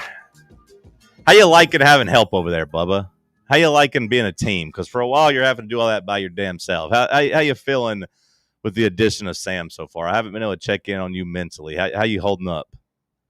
I think it puts me in a security blanket to the point where I get too comfortable, and as a result, we see a little slip-ups happen. Yeah. It's good self-reflection. That's good self-grading. I like that. I was going to say the same thing, so that's good. You're already aware. Could we maybe step it up and take the safety blanket off and you guys push each other to be better? Sam and I just have to have an internal conversation about that. Players only meeting. In the you guys team. Have a best buddies meeting over there, and you guys figure it out. Like I need you guys to hold each other to a high standard over there. Let's push each other to be better. When Sam sees you not change the damn video over, he needs to snap at you and say, "Bubba, fix the damn video." Whenever Sam, if he messes up playing a commercial or something, you need to be like, "Sam, don't put those two voices back to back. We already played that commercial. Don't do that." I need you boys holding each other accountable. But it's nice not having to see, because before Sam, Bub was having to roll back and forth, having to do everything. It is a tough job when you're back here as the three-man producing and doing the video stuff. 100%. No, I agree. That's why I was wondering if Bubba, if he was holding up okay. But he has said it's actually just made him slack. Maybe he needs to be the guy having to do both of them. That way he just stays on top of things. Nah, I enjoy having Sam's presence here. Okay. Just checking. Well, what do we miss so far today, Bubba? Well, John, we've missed a couple things. We've missed Brett Bielema talking about how $2 million from an SEC powerhouse wasn't enough to pull Luke Altmaier from Illinois. And thank God it wasn't. Are we going to have the same discussion? Like, I know we talked about Heupel putting stuff to bed, but like, is he going to get credit for finding and molding Aguilar, or will it be like, wow, this is just like Hendon Hooker, where somebody fell into your lap? The guys you wanted, you couldn't get. You couldn't keep Nico. You couldn't get any of the Big Ten guys. Thank God Joey was available, or else this season would have gone a lot different with Jake Merklinger, It's kind of shocking to me how many of the quarterbacks that were just crowned as like the offseason, like, hey, these are the guys this year, almost are any of them playing good? Well, not to brag, but like most of my offseason conversation was that, Sam. It's like I don't buy into any of these quarterbacks, and it almost sounded like a broken record of just like don't believe this top ranked guy, don't believe this top ranked guy, don't believe this top ranked guy. And at a certain point, you're like, is my gimmick just going to be to hate every quarterback because somebody's eventually going to be good? But so far, none of them have been. It's gotten to the point now where I think Williams even kind of bent the knee a little bit on the whole, like, the Titans should have not drafted Cam Ward for this quarterback class, because I got to say, from an NFL fan standpoint, there ain't one quarterback that's playing this year that would have me excited from an NFL perspective, right? Like when you look at the mock drafts, when you look at the drafts next year, I'm glad the Titans are not looking for a quarterback. That's not to say that one of them won't be successful, but just ain't none of them going to get you excited. Like, imagine being a team desperate for a quarterback. It's like, hey, here's Garrett Nussmeier. His best qualities are he's tough. Arm strength, Stats, but he's tough, though. Like, go through the AP top 25 and tell me, like, which quarterbacks that really are moving the needle for you. Well, especially the ones that got the hype in the preseason. You know what I mean? Like, especially the ones that were supposed to be good. Like, I'd say all those suck. Like, I would say that right now, like, RG3 was talking about Gunnar Stockton being a Heisman candidate. And, that feels a little silly, but, like, at the same time, hell, who's to say Gunnar Stockton ain't one of the top quarterbacks in the SEC after how he played against Tennessee? Especially if he could continue that, even with a little drop-off. When you look at his contemporaries like Arch and Sellers and Lagway. The Lagway and Arch hype, I just didn't see. And the stats people try to throw at you are just wrong. People just kept trying to beat you over the head with Lagway and these explosive plays. I'm like, okay, remove Sanford from the equation, then talk to me. Remove those 400 yards on like 22 passes and then talk to me, because otherwise he's a dinker and dunker.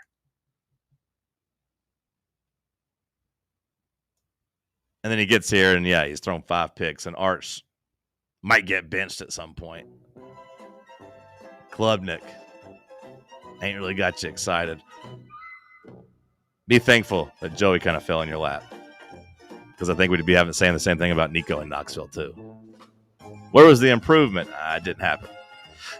All right, good job by you guys.